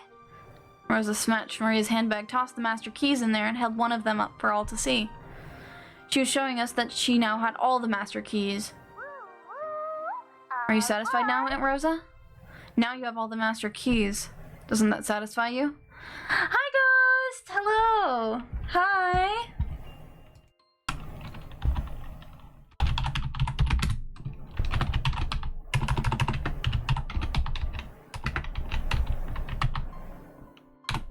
How's it going? What were you playing? What were you up to today?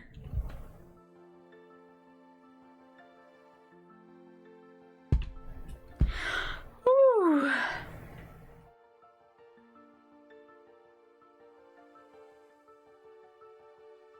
More you Elden Ring? Are you winning? Did you win? Are you Eldening the ring? There's a bunch of bodies missing. Beatrice is up to some shit. She's up to her wily tricks again. As the woman of all time, it's only her right. But we're gonna finish this, you did in fact beat a boss. Congratulations! I've heard that the new DLC is really hard. He did so good, I'm so proud. Yes!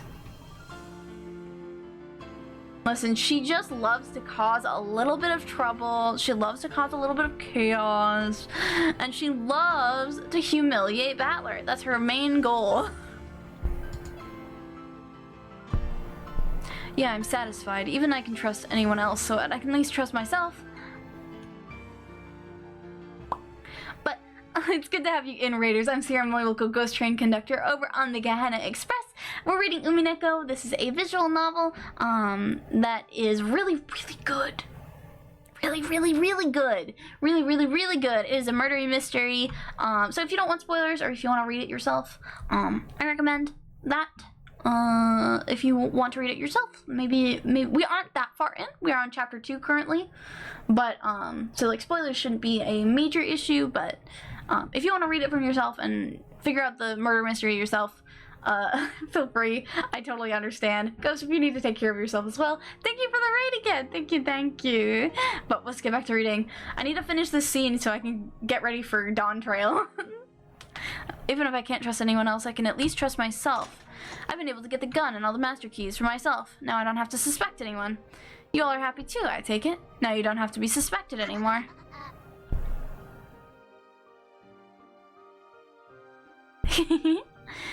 At that time, Maria, who was alone, seemed to be watching this as though it were a show, sneered at her mother. Aunt Rosa reacted nervously to that laugh and turned around. Oh, Maria, now's not the time. Sweet pea, that's not the time. Keys don't have anything to do with this. Beatrice can open doors with magic. She doesn't need keys. It doesn't matter who has or doesn't have something like that. Don't I always tell you to stop laughing like that? What is it, Battler? I just cut in between the two of them. No, that's not it. I was on my knees and hugging Maria's head. I was crying.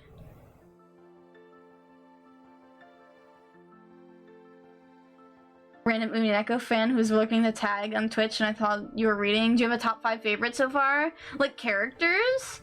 I really like I like Beatrice a lot, obviously. I think that she's a girl boss and she's awesome. I'm only on chapter 2, so I haven't really gotten into too much detail. But just my initial stuff is I really love Battler. I really love Beatrice. I really like Ava as well. Unfortunately, Ava is no longer with us in this chapter. And I really like Canon and Jessica as well. Natsuki too. I have a lot of favorites. Right now. I don't really dislike anyone except for Baby Rosa, because she hits her child and it makes me deeply angry with her. Stop it already. Maria was right. What are you talking about? Maria, I'm sorry for doubting. I'm sorry for not believing. Battler? It was all the witch is doing. The witch is doing. All that stuff about tricks and clothes room didn't matter. It's just the witch Beatrice actually exists. She's really a witch, and because I didn't believe, it's been so painful and so sad. You believe in Beatrice? Yeah. Unsated, welcome aboard, welcome to Get Express, welcome in, welcome in. I believe Beatrice exists. She's a witch who uses strange magic. Battler. Maria let go of my hand, and then she was the one holding my head. That's enough, Battler. Beatrice existed. You had so much trouble believing, so you couldn't see her. Witches exist. They exist, and will come soon. You believed in Beto, so you'll surely be invited to the Golden Land. Very soon now. It'll happen very soon, so there's nothing to be afraid of anymore. There's no need to be afraid, okay? Stay with me. Hands joined, okay? Good list. I like to hear people's opinions and stuff on, even if it's early in. Hope you enjoy. Yeah! I'm really looking forward to reading more of it. I'm kind of like hooked. Kind of hooked on it. Let's think about the riddle of the epitaph together. Let's think about Beato's puzzle. Beato has been saying from the beginning she hadn't said anything other than let's play and solve this puzzle. Right, she did. Searching for the culprit was just a waste of time. If only we had just believed in the witch. After gently brushing my cheek as tears kept dripping down, Maria kissed my forehead softly as a feather.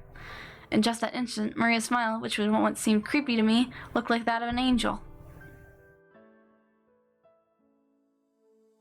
We returned the master keys, but our loyalty to the Yoshimiya family will not change.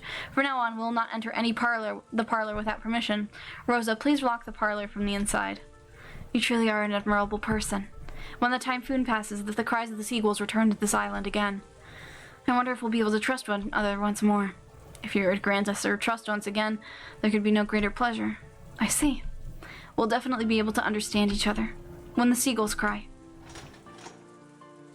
It would probably be best if we left this room as it is till the police come.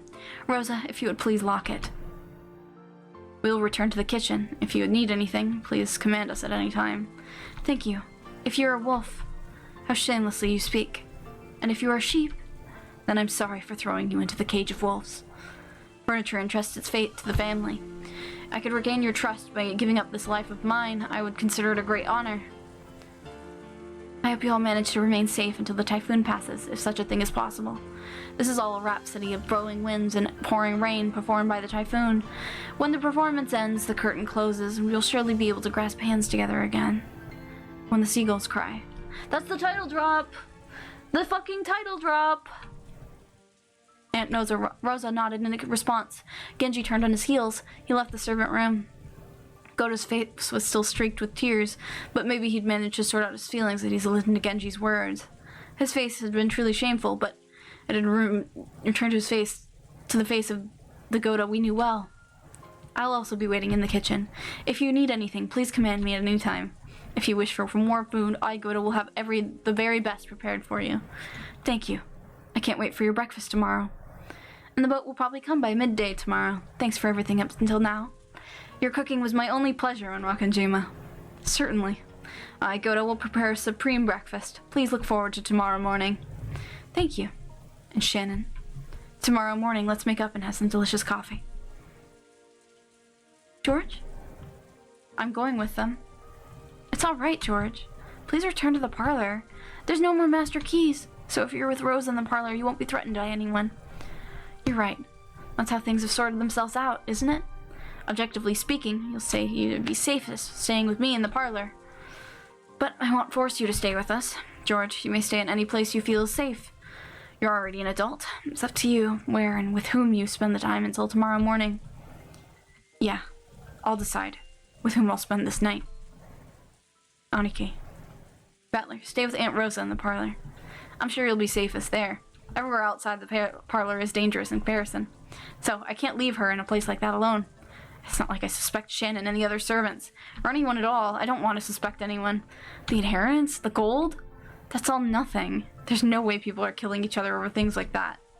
Yeah, I know better than anyone how pure your heart is, Battler. No one will blame you. No one. Aniki. It's alright. I'll protect you, Battler. If you're with me, not even Beatrice won't be able to lay a hand on you. I may be small, but I'm still a witch. Yeah. Maria, I'm leaving Battler in your care. Alright, Shannon, let's go. Yeah. Rosa, if you would excuse me. If you have an order, please call me at any time.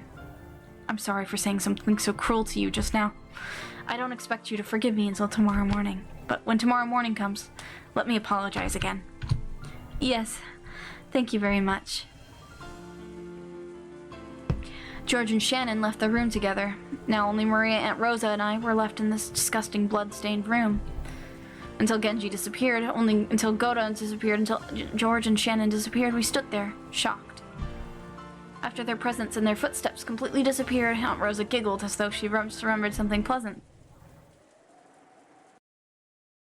Can't trust them for a moment. That damned furniture. That one sentence made me choke. Why are you saying something like that?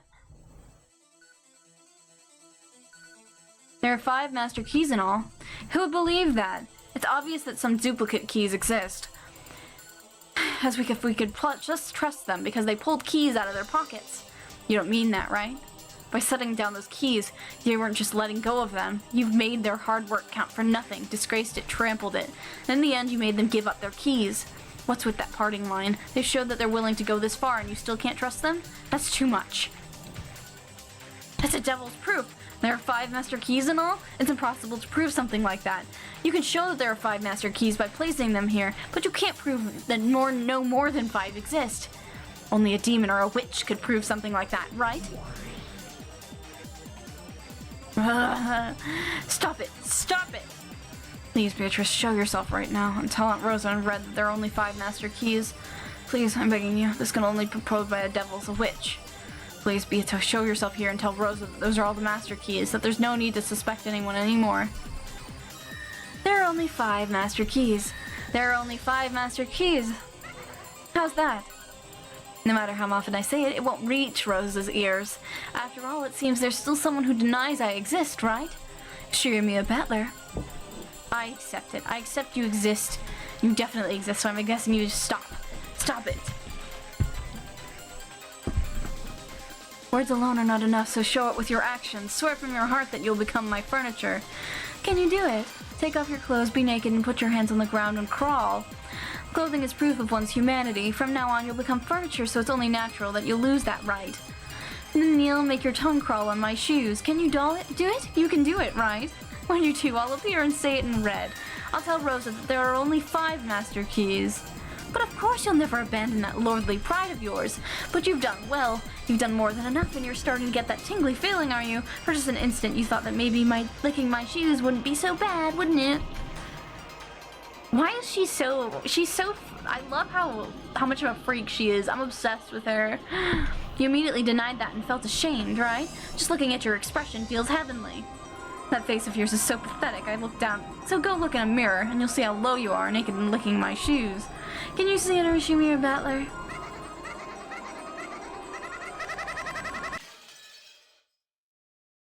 Ooh, boy! I wasn't expecting Battler just fucking break into a million pieces so quickly. I'm sure he's gonna get back, right?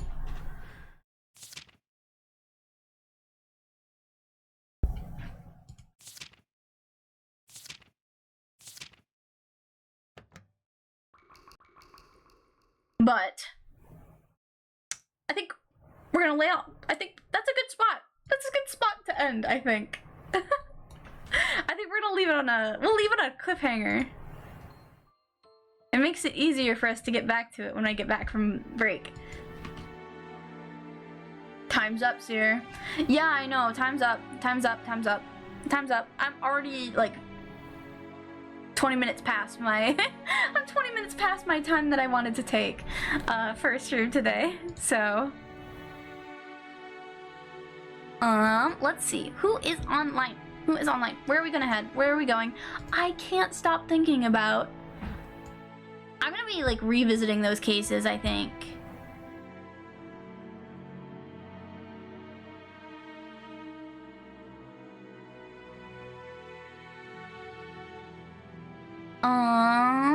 Let's see.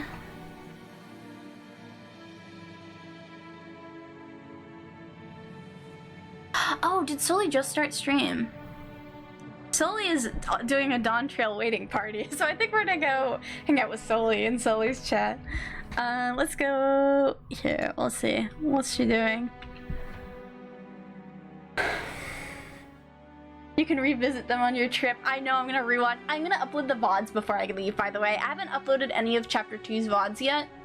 I was gonna wait until my break to do so. Because I'm a little silly.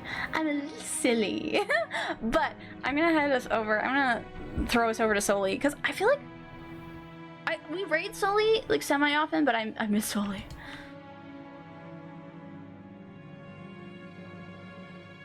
I miss it. I miss her. Let's go.